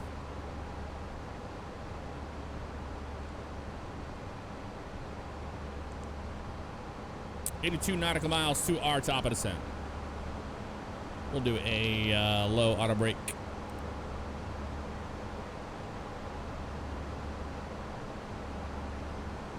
My worst flight experience? Oh, man. Like, it was beautiful, but the worst flight conditions, I would say, was in Barcelona, in Spain, near Montserrat, which was a huge, massive mountain. That was the worst turbulence. flying, not knowing what the hell anybody's saying because it was all in Spanish. Unless you heard like Speedbed checking in, you would hear them. But that, and then like a converging twin otter, that was kind of scary. Apart from that, I would say that the biggest scare I've ever had was a solo cross-country flight. I was flying from Mount Vernon, Illinois up to Vandalia, and I encountered a flock of Canadian geese. And they went underneath the airplane probably by, I don't know, about 50 feet or so. That scared the absolute hell out of me. But that's the near miss I had.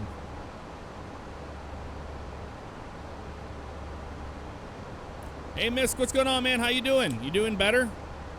No pneumonia, right? Thank you for the Twitch, baby. 9 months in a row.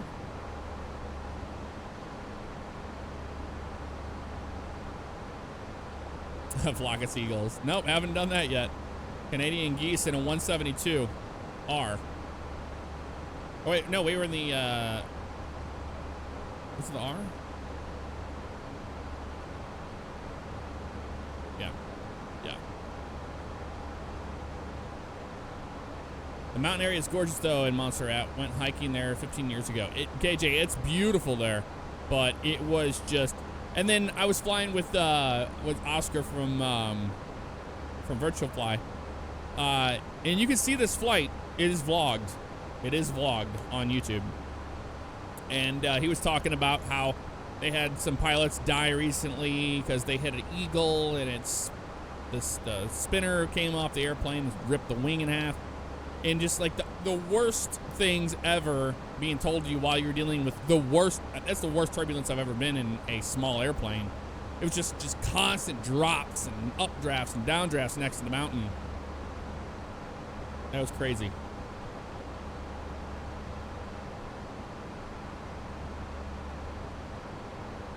Let me see if I can find it.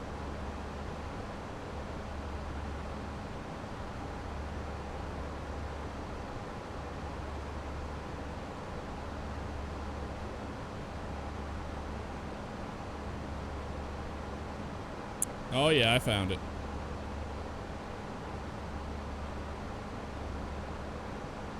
This vlog right here.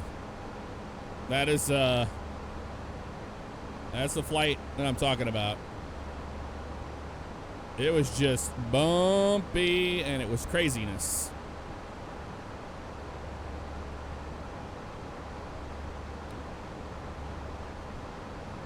Misk, thank you so much for that, man. Let me get caught up here. I'll get to you in just a second. It's clearing up. Good. No more no pneumonia for you. Well, thank you for gifting out subscriptions, man. 5 of them. 1 to Mini-Me, 91 $3.95, Ginger Ale, 92.71, Zero Chromie, EC Cola, Rockboy 135. All you guys, welcome to the stream family. Big thanks to Misk for that. I nearly got taken up by a citation, got a warning 1 mile, same altitude, 9 o'clock. Look out my window, and there it is, descending from above right at me. Was not fun. Dude, no way. And the worst is when you're at an uncontrolled field and people lie about their positions. That's the #1 thing you never want to do. I can't tell you how many times in flight school I'd be like on a straight, and I hated it because we would have come into runway 29er into Alton, Bethalto, Illinois, and it was a long runway, and ATC always had me just do a straight in. So you're not flying the pattern, so I'm just straight in. So they have planes in the pattern, and then they would be lying about their position on the downwind, and I'd be coming in here, and then here you go, right in front of me. I can read the tail number on the airplane, and I would tell the tower, because they didn't have radar, they were only visual, I would tell them, hey, I'm going around, and they would get mad at me because I'm going around because that guy cut me off. It's like, just say where you're at. Like, don't lie about it to get your landing clearance quicker. That's so dangerous. And I dealt with that all the time.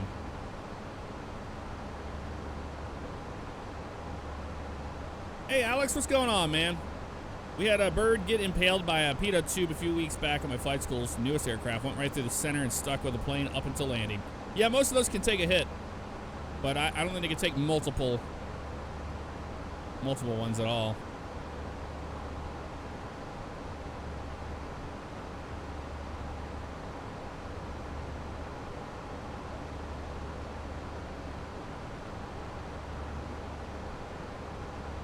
Time flies, yes. 2 years ago, that vlog.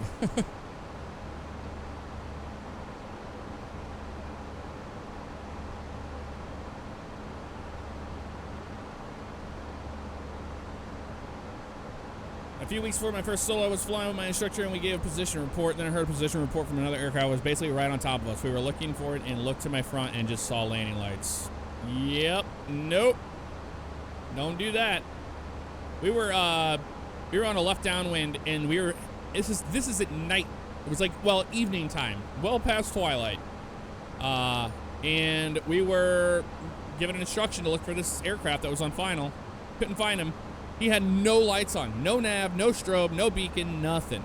And we got on the ground, we actually confronted them about it. And you're like, why was there no lights on the airplane? They just forgot. Just forgot. Which is insane because that's part of your checklist. Just forgot. We're like, did you have like a malfunction? Were they not working? Did you have a magneto problem? What was it? No, it wasn't that. They just forgot.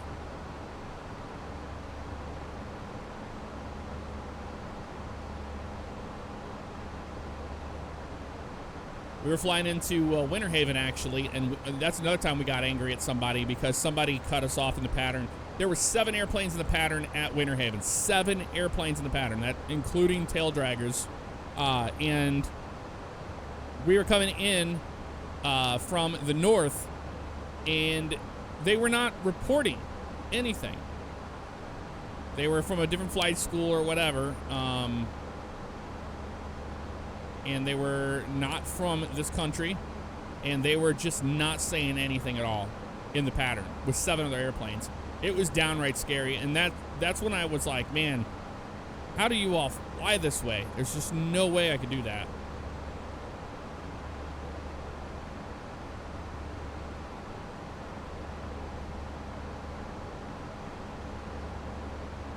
Lights for the week. You shut them off when you get hit by a laser like I... Well, it's New Year's Eve. Oh, damn.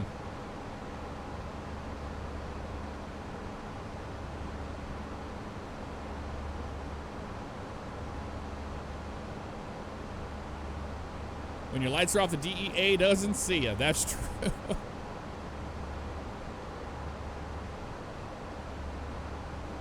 What would you guys suggest for someone who's been on the fence getting the PPL? I'm scared of money and needs to spend, learn the best while doing. I did it the lone way. These other guys will probably tell you a better way to do it, because it can be downright expensive.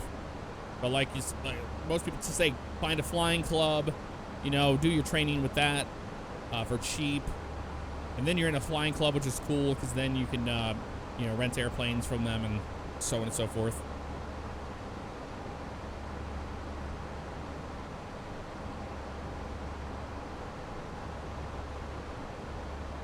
Jexus, I have no idea what the hell you're talking about. Never played that game. SCPD Armor 23, 7 months in a row. Happy 2020 to you as well, man.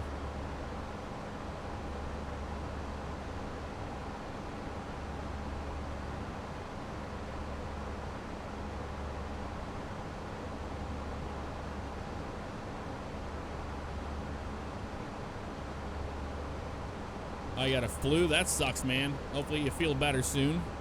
Oh, we need to start descending. We're just sitting here chit-chatting away. No, not an open descent, just a descent. There we go. Let's see which way we want to go down to. Where's our flight plan? Ooh, down to there. Okay. So we can go down to 4,000, actually. Looks like.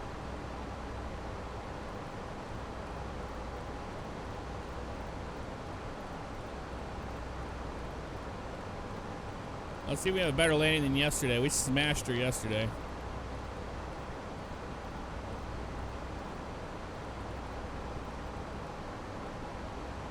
Smashed her to pieces.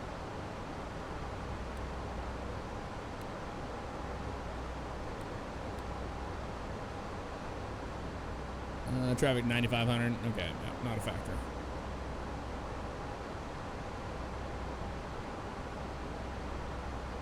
Oh no, we're still early on our top of descent.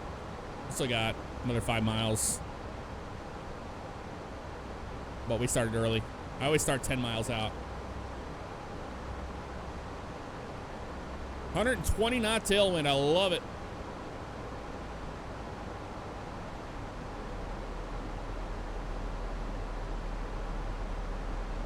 No, we were flying Delta yesterday. Delta.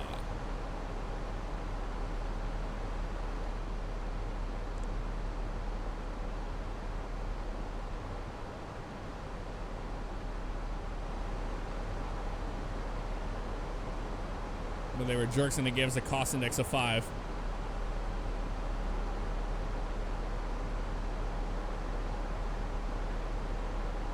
No, the problem was it wasn't like horrible. It was just over flared. And then it ballooned. And then we cut the power way too fast. But that happens. I'm so used to how the Tolus flies. And this thing flies nothing like the Tolus in my opinion. The Tolus is so nice to fly.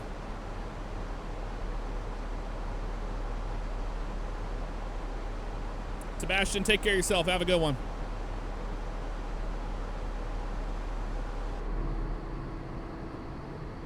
Isn't that pretty, Ortho? Hazy. A little hazy. There we are on our turn. Whoom.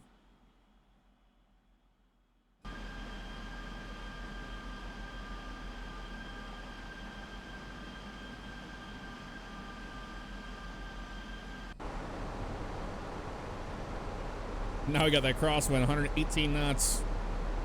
118 knots.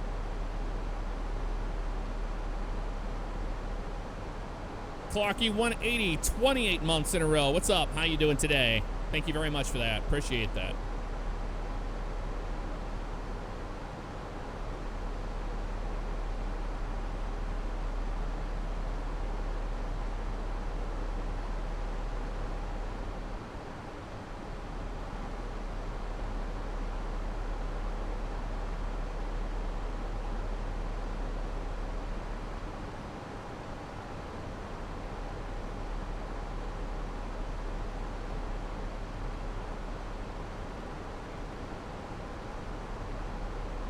Battle Bus Pro 1234. What's going on, man? How you doing?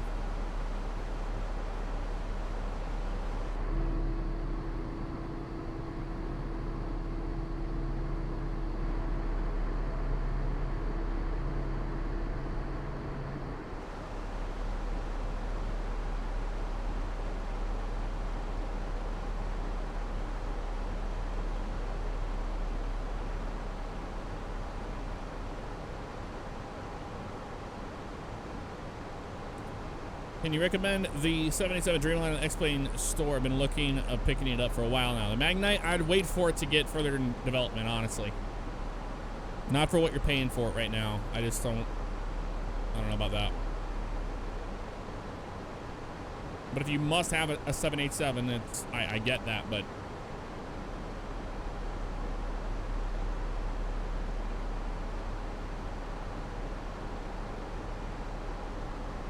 into the clouds we go. This is always fun.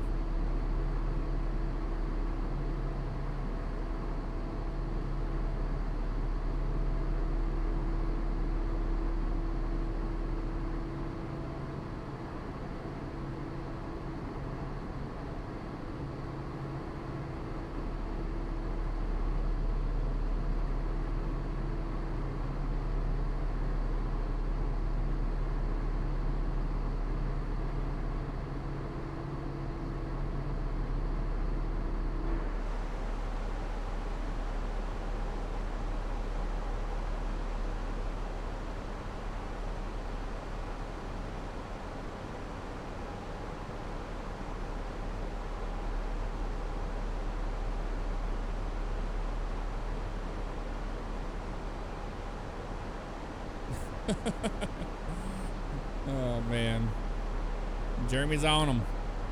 I love it.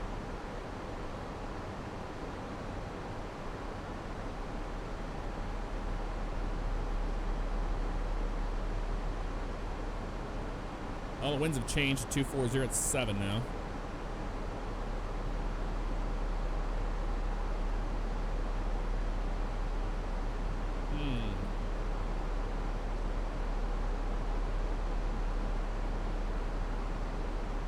They have changed.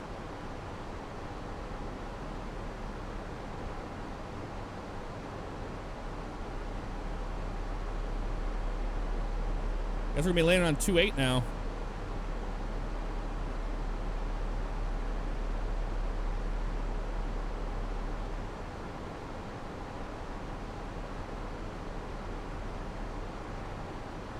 That, or we could just take. We can still do 1.5, right? It's not that bad. I mean, 7 knot crosswind.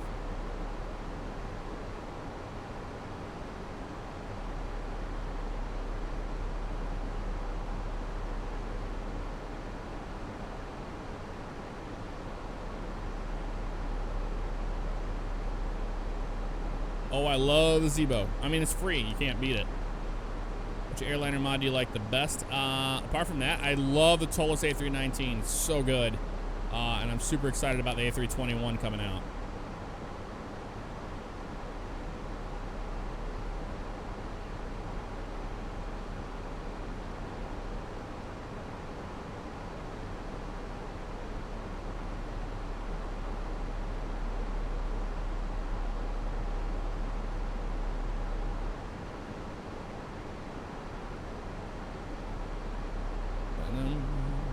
What's up, Base Ocean? How you doing today?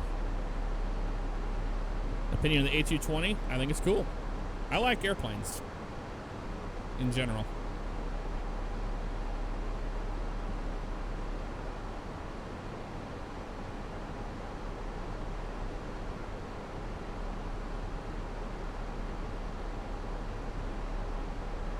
See you, Alex. Have a good one, man. You think X Enviro is overpriced? I mean, I can't tell you that. I bought it a long time ago. It's been a thing that's been hit and miss with me, but I've only had to buy it once. But volumetric clouds, I can't be without them after I had them. I take the performance hit because it's worth it to me. And it's an all-around, just one install, boom, you have everything you need. Exhibition's a little bit more in-depth to install it. It's not very easy.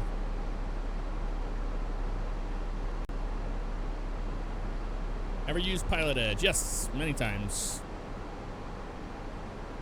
I'm not a big online flyer with my streams, as most of you know.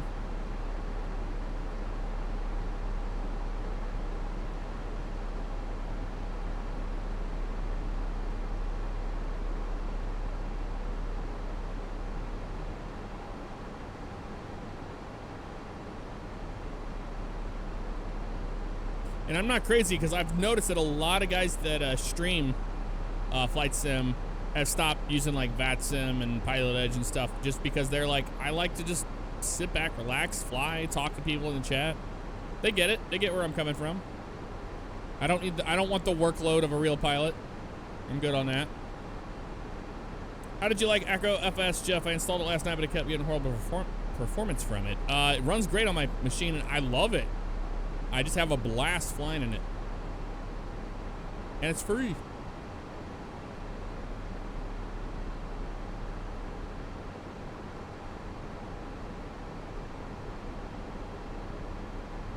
Is this sim a true 1-to-1 scale of Earth? Yes.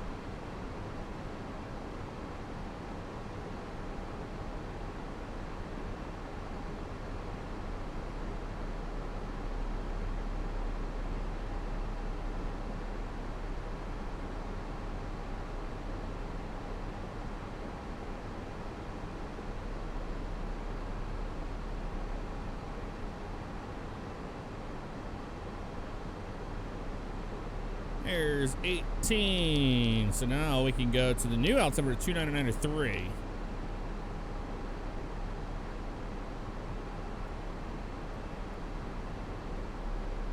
There we go.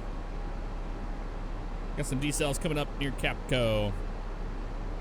So they want Capco at 9,000. Okay. We got some constraints. I like it. Yeah, we'll still do 1.5, right? I think we'll be all right with that. It's only a 7-knot crosswind. Puzzles, thank you for the subscription and welcome to the stream family. Appreciate that.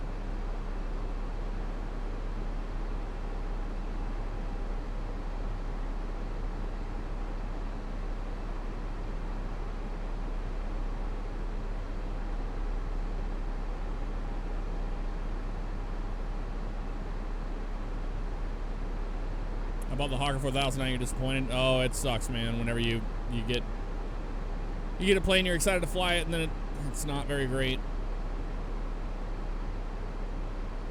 That's how it was with the Coronado Falcon 50 or 50. Was it Falcon 50? Yeah.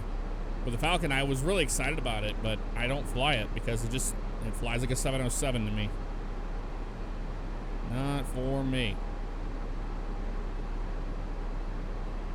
Airplane's doing a great job managing itself in speed. Raptor RS151, thank you for the subscription and welcome to the stream family. Appreciate that, Raptor.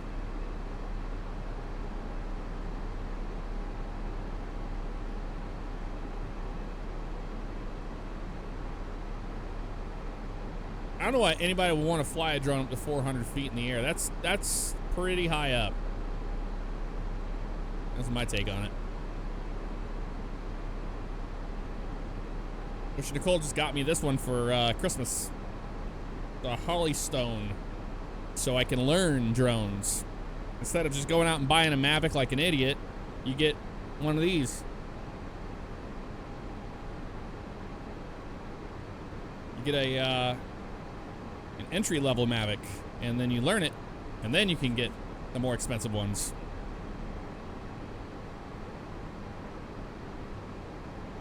I've been wanting to get into it. I just want to do it the right way. That is an airport, and we should all know. I think it's one of the... Is that the Air Force Base? Yep. I believe so. MacDill? What that's called? I don't know. Might be. So this is our slowdown spot here. Which we're already pretty much at 255 right now. So it won't take much to slow her down to approach.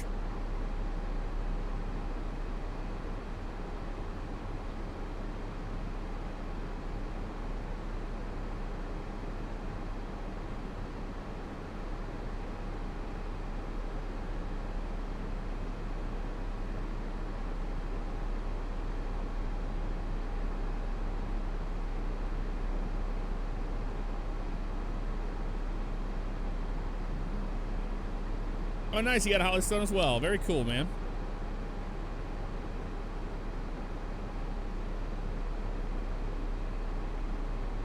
Exactly, Mellow FM. Exactly. That's what I've always done with all my RCs. I have the RC simulator too, so I learned how to fly that before I bought the airplane. And I still have it. It's up there behind me. Haven't crashed it. The Shoe, have a good one, man. Thanks for stopping by and hanging out with us.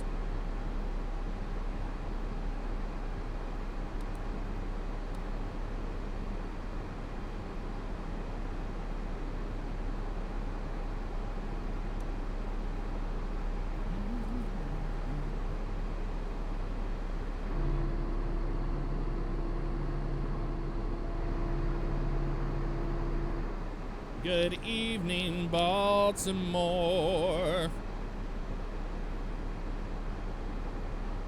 What flight stand do I use? I use the Next Level Racing one.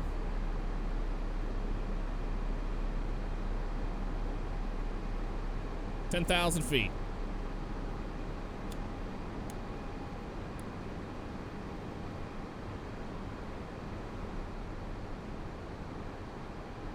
Good, good, good. Set. Seatbelt good. Anti-ice is off. Sliding tail stowed. Exterior lights on. Seatbelt sign needs to be on. There we are as we get closer. LS for landing systems next. Push those on. Pressurization. Your deep pressure. Yep, looks good. ECAM status. It's good. Landing lights, seatbelts, no smoking. Perfect. That's what we want. Wonderful.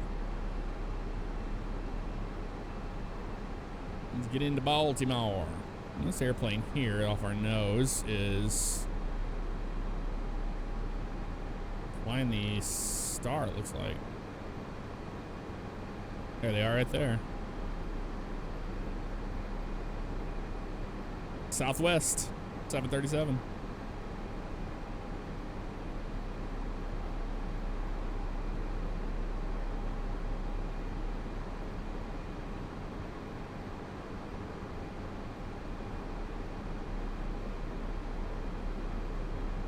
Actually, you know, let's go with medium auto brake today.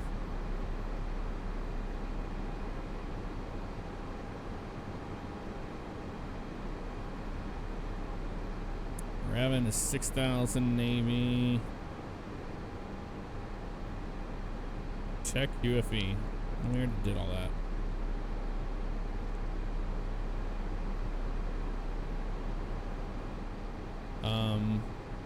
Navy 5,000. Anchor 39 for Laurel. Let's see. 3,600. So D-Cell's 25 out there. B-Moore's 2,500. We'll remember that. So down to 3,000 or 4,000 initially, then we'll go down to 2,500. Well, that airplane disappeared.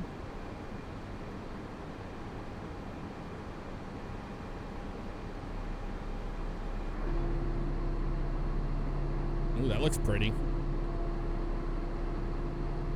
It truly is amazing what X Enviro can do with ortho to make it look like the seasons.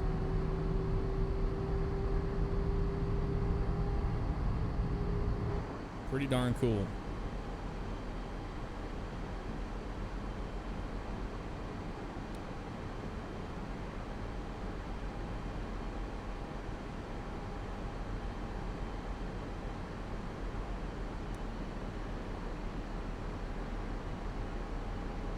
There's the airport right off our nose.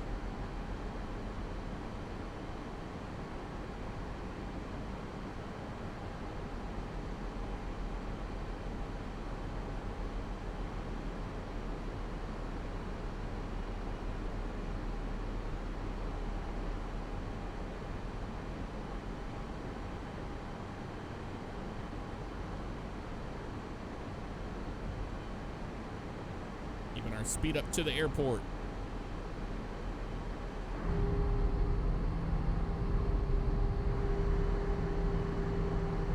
It's the water line.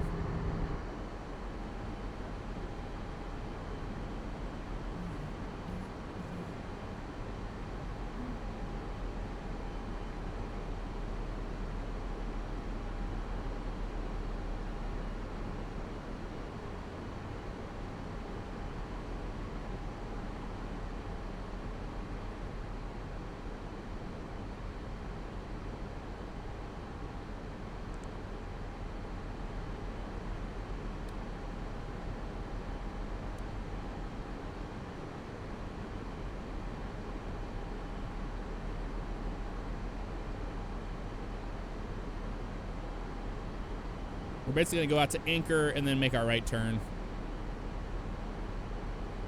So we're not in the way of any of these departures.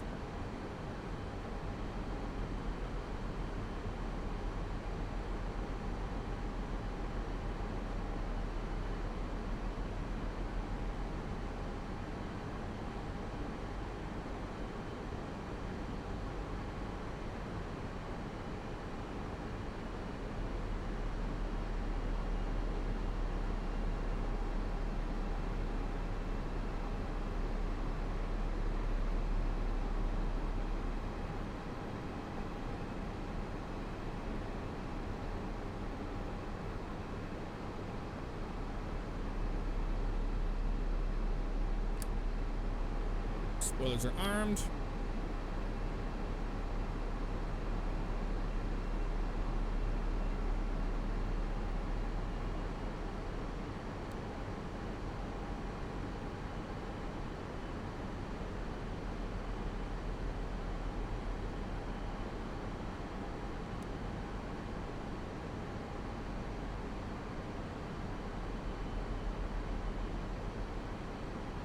330 here.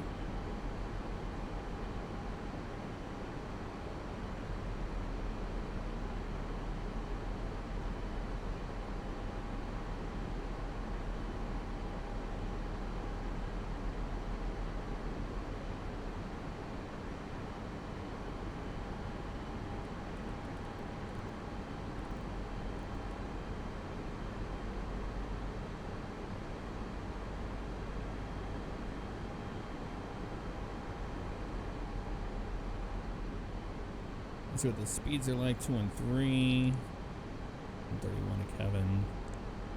Okay, yeah. That looks pretty good to me.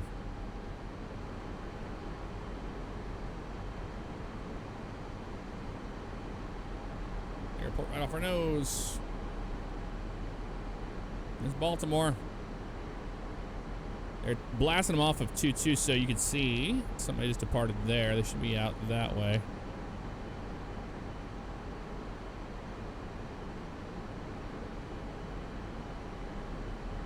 I'm gonna probably get rid of the traffic for now. We'll get it back when we're on the ground. They still don't have it with the new, even with the new version. They just don't have it to where you don't have them wait for you at the threshold while you're landing. They'll do it for each other, but not for you. So that's why we're not worried about that.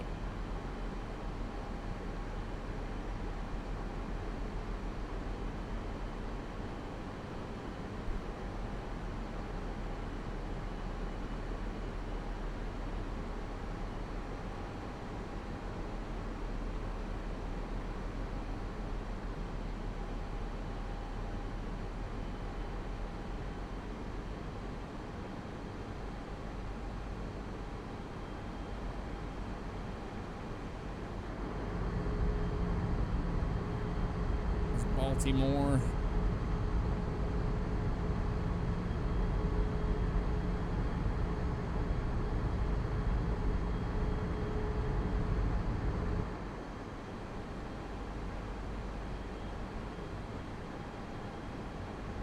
I believe we're going to gate D12. Yep. Gate D12.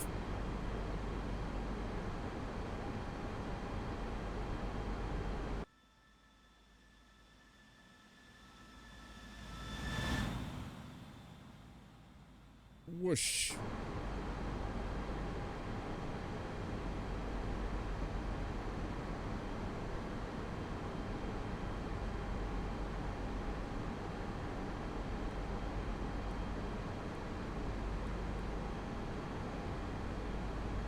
$335 on that. Hour and 14 minutes so far in our flight. We had a nice tailwind all the way down.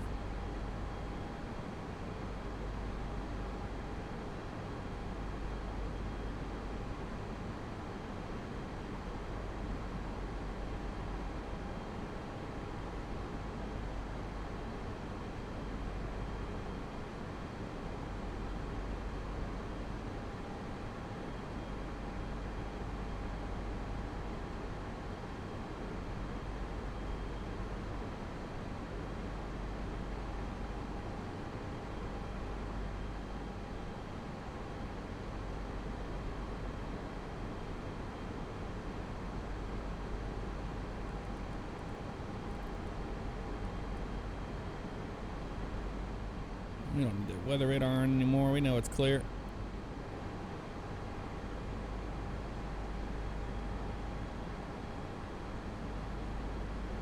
Come on.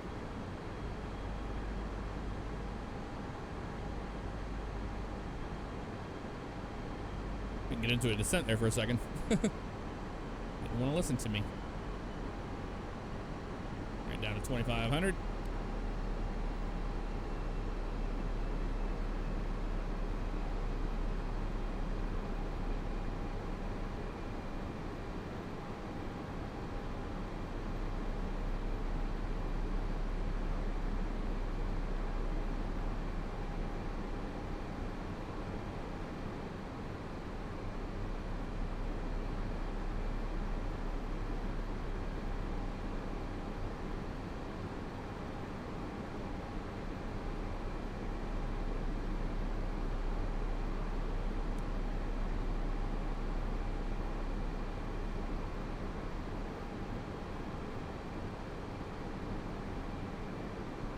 1,500.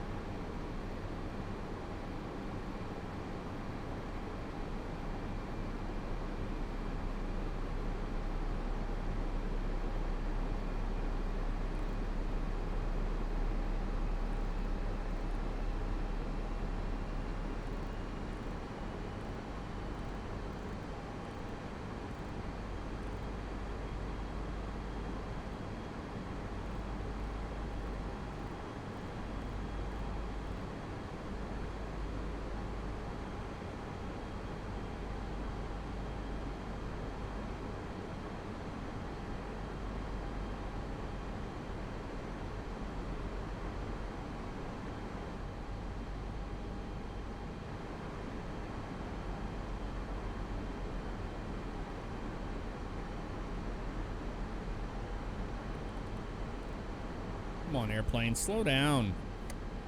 You not in approach mode or some crap? I'm gonna double check, make sure it knows we're supposed to be in approach mode here.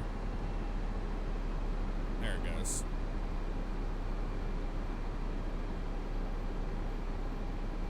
I guess it never triggered its approach mode. That's our bad.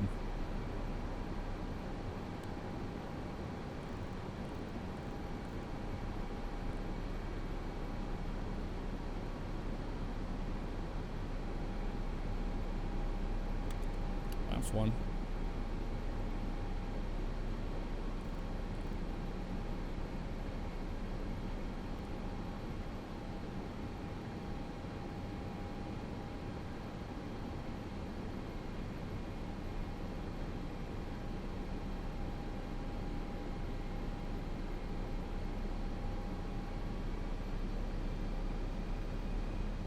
My airplane.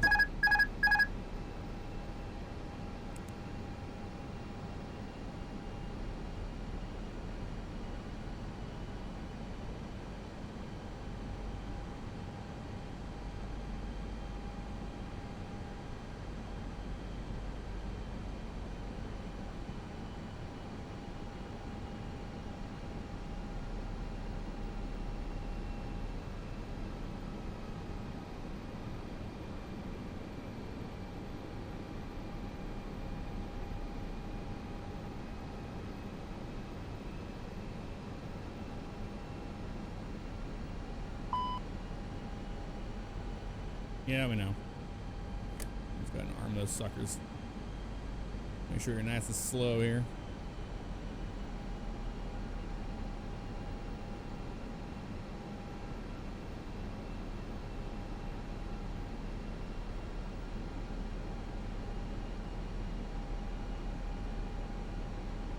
Let's get our cross on there.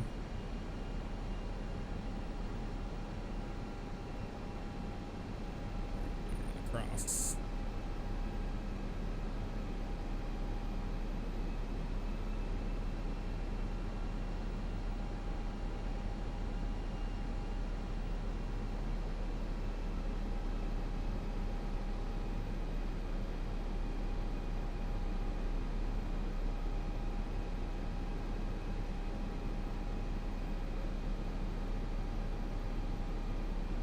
Did I change the winds on us again?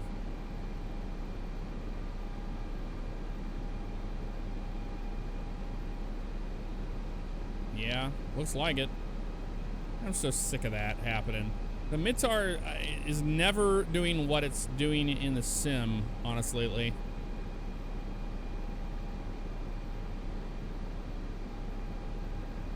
Like, that's not right at all. Okay, well, I guess we're just gonna go ahead and stay visual.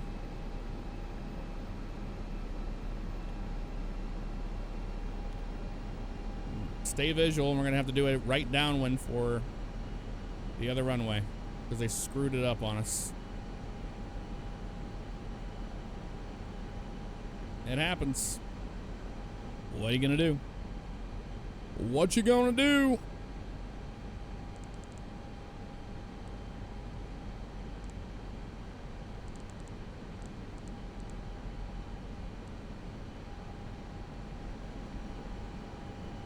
I don't even care.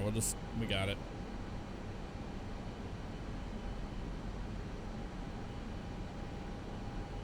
but we're not going to take a tailwind of nearly 20 knots. That's just outrageous. Climb to 3,000 here. That's pretty good.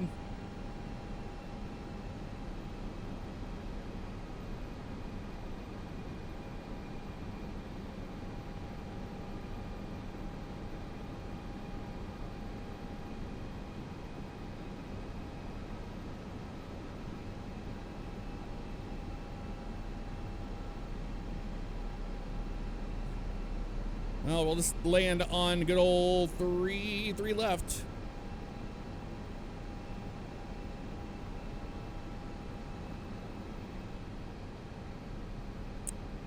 Runway 33 left. Yeah, boom. Let's insert it. There we go. That changed it over now. Hanging around 2,700. That'll work for us for right now.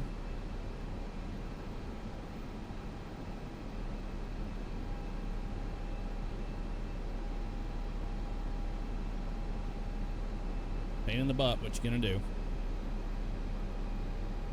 2,500.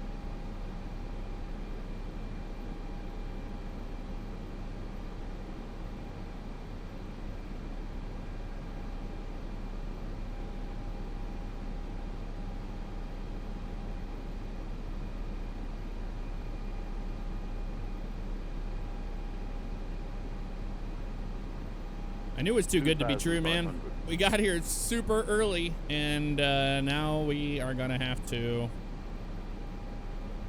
go to the other side with a wind change.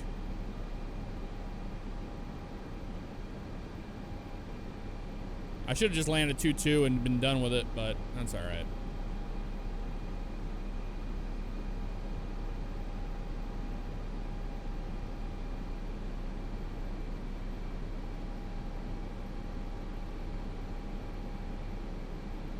Let me go flaps 2 next, actually. We're 200, so 190. We are basically at that anyway, so yeah, flaps 2.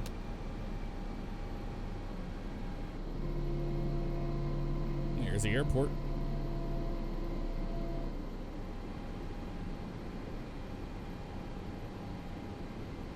We'll go out to Splat. That's always fun to hand fly these things anyway.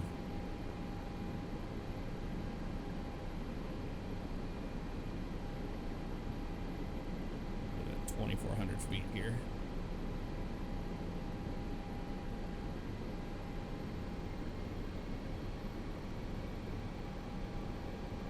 Slowing up big time. Please don't do that to us.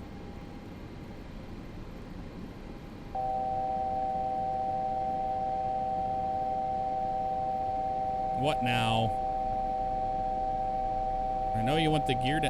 Why isn't the auto throttles, please? Not listening.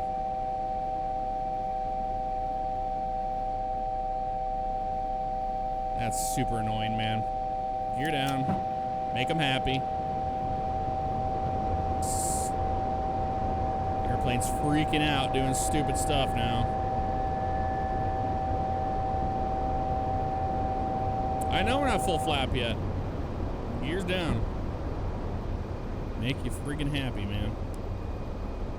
Boy, we had everything all set up and then it just all got screwed up. That happens.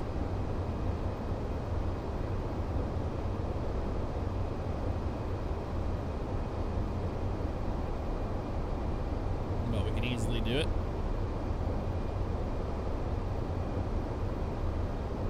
It's 1,500 to graph here, so we're pretty much in a good spot for the base leg of our landing.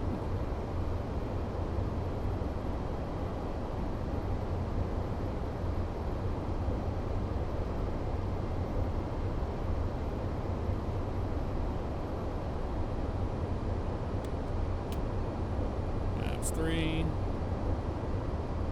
Airport in sight. And we'll go flaps full. 1,000. Didn't want that. There's our flaps full. Right here. 1,000 feet about right here.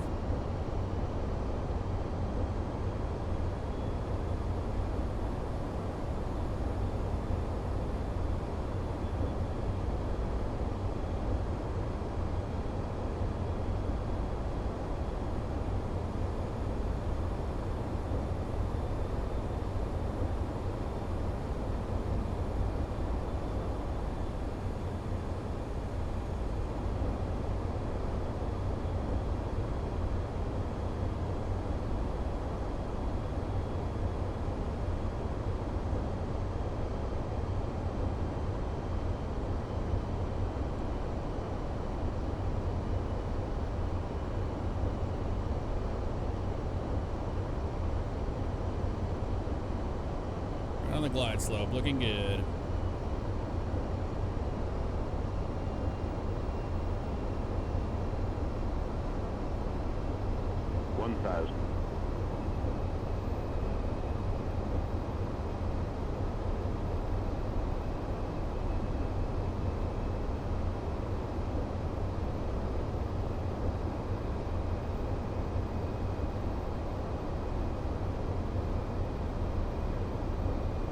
Approaching 3 left. That's what we want.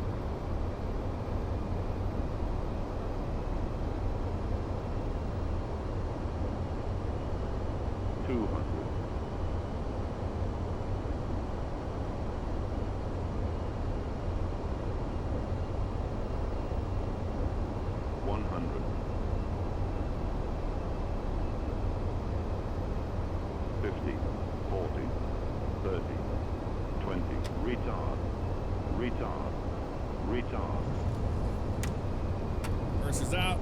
Nose wheel down. Take it.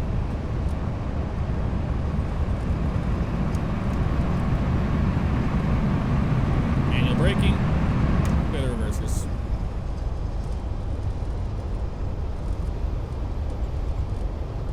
Five 1,000 feet remaining. We're gonna go easy on it, so overheat the brakes. No need for any of that today.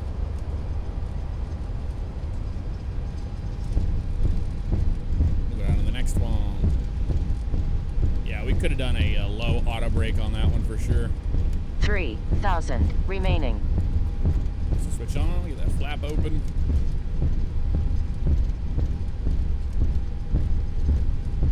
Ladies and gentlemen, welcome to Baltimore. Still made it on time.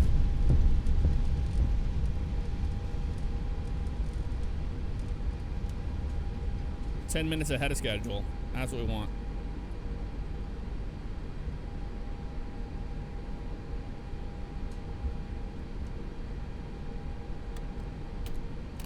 Laps up. Make sure we get our spoilers up as well. There. Taxi over to the ramp. Clean up the airplane.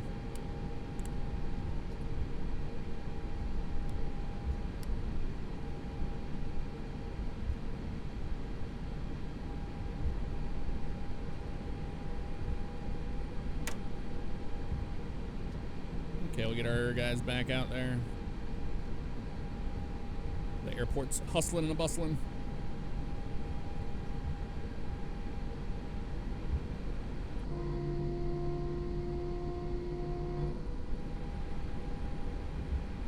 That was fun to hand fly it, man. It doesn't... It hand flies pretty good, I must say. I still got to get used to it on takeoff. On takeoff, it's so sensitive up and down, but that's all right. Thank you, Rolling Code 3.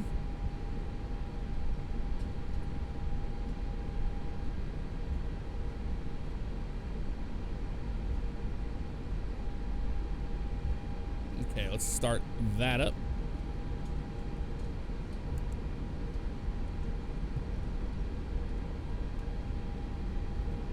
Bleed going as well. Once that is on its thing. Hand flown with the left hand. I use my left hand on Airbus with the side stick. It's such a weird feeling. Like I know I could land them better with the right, but I'm teaching myself the left. Or the captain would have it. Just like that right down there.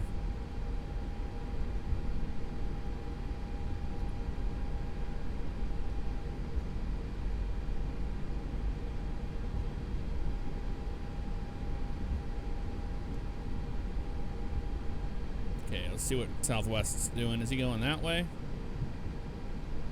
Which way you going, my man?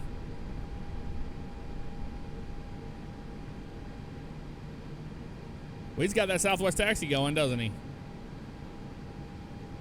Is he going over to 2-2? He might be going to 2-2, so we're going to let him do his thing.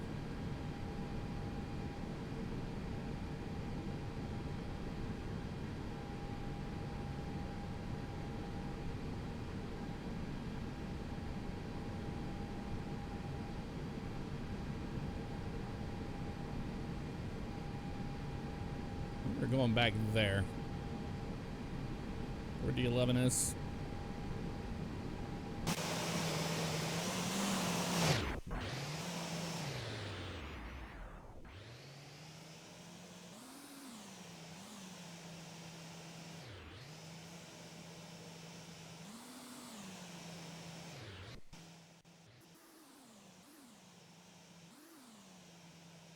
I really don't even know where the D gates. Oh, they're back here. Okay. D11 is taken, so we're gonna take. We'll do D15 straight ahead there. That's not bad. So not this one, the next one. Using traffic global, the stick.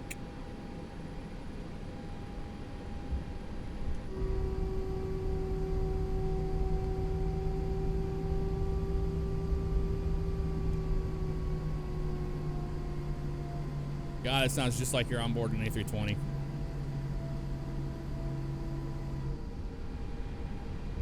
Just like it.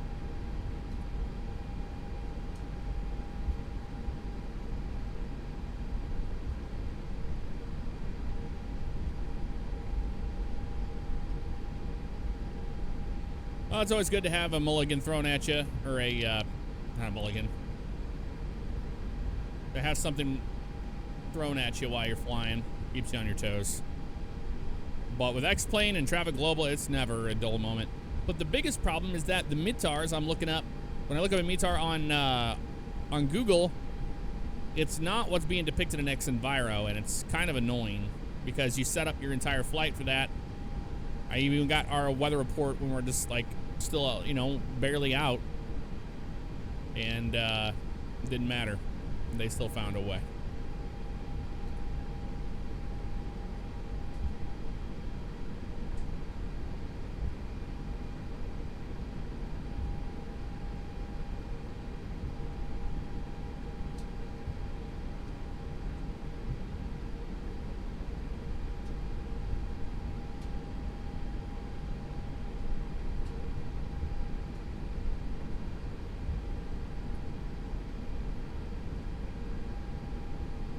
Parker, right over here by United.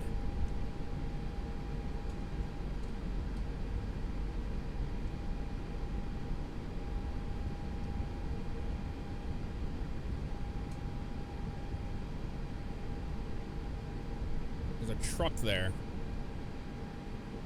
What the hell am I supposed to do with that truck there? I mean, right where our nose is going to be.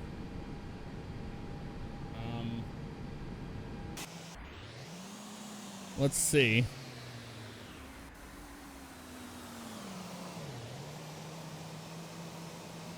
I mean, yeah, that's just too close for comfort.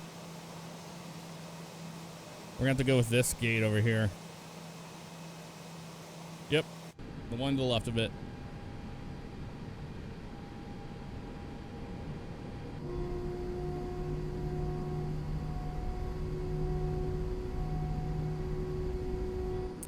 Ladies and gentlemen, just a few more moments here. We're getting a gate change. We'll have you to the gate here shortly.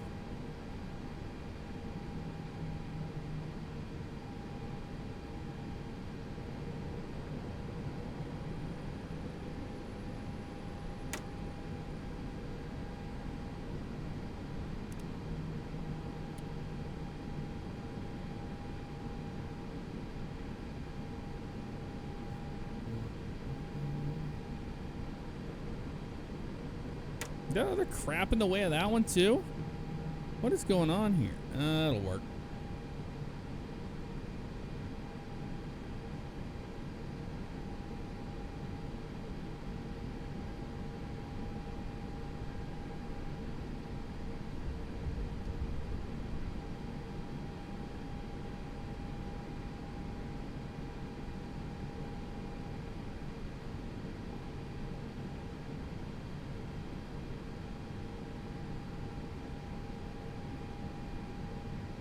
Tight squeeze.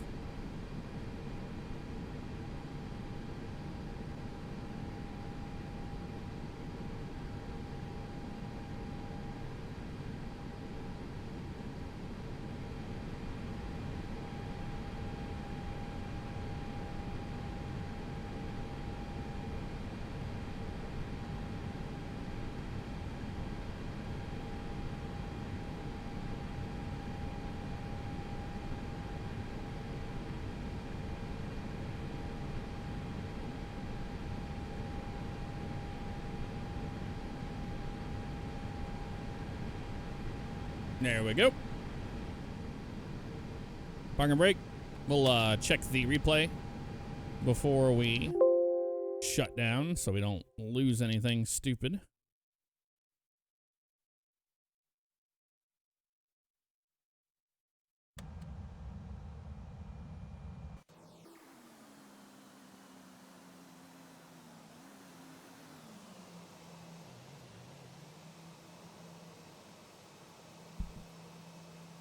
Let's see how that landing went.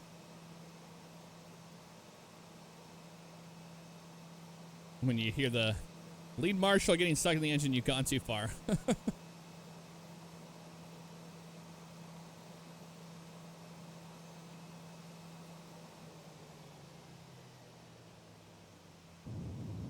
Hey, we'll take that. That was pretty darn good. Center line. Let's see if it actually was from here.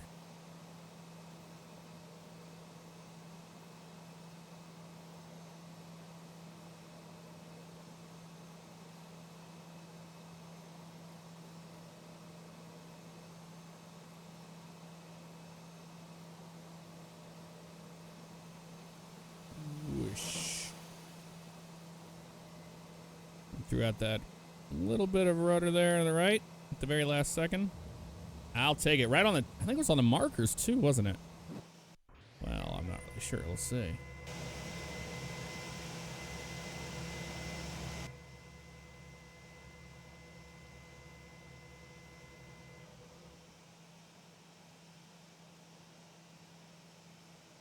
Yeah, it might have been pretty close to the markers. We'll find out in this view. This view doesn't lie on your accuracy.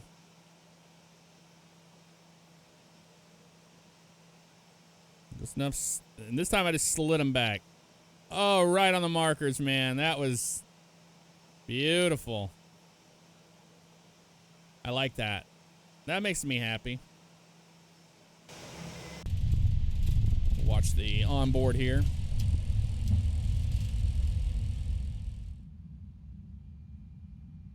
I hate that the replay doesn't have the sounds. That's really unfortunate because the BSS sounds are so good.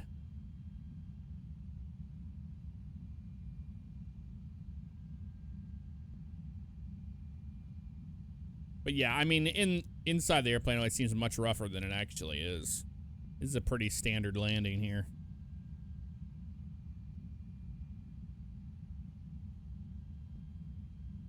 It felt a little slow on that approach.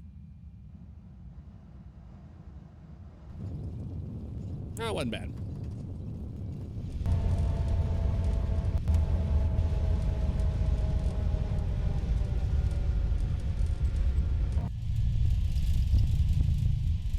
The other side.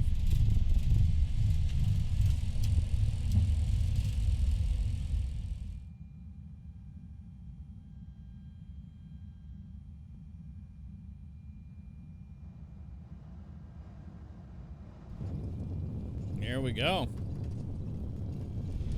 I cannot complain in the slightest. So it was at the markers. And we'll watch from over here then.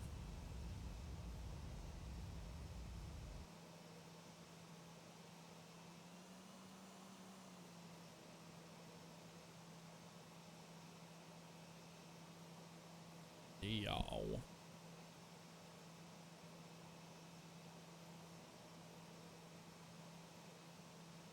I think we definitely redeemed ourselves from yesterday's flight. Just a bit.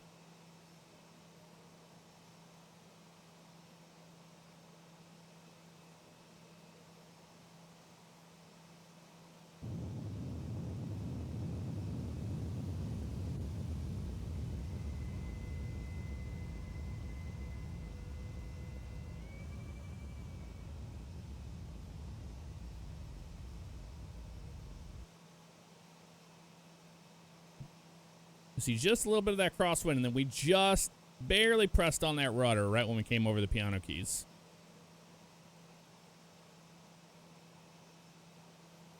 And she just straightened out. Very nice.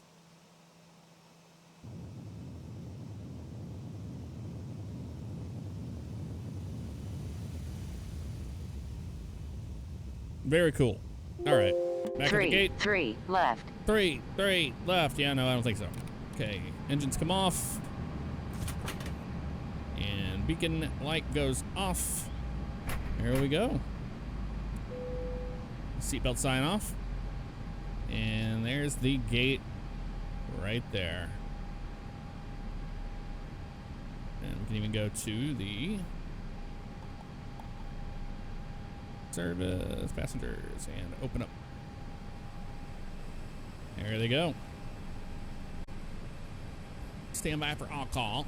All right. Well, there you go, folks.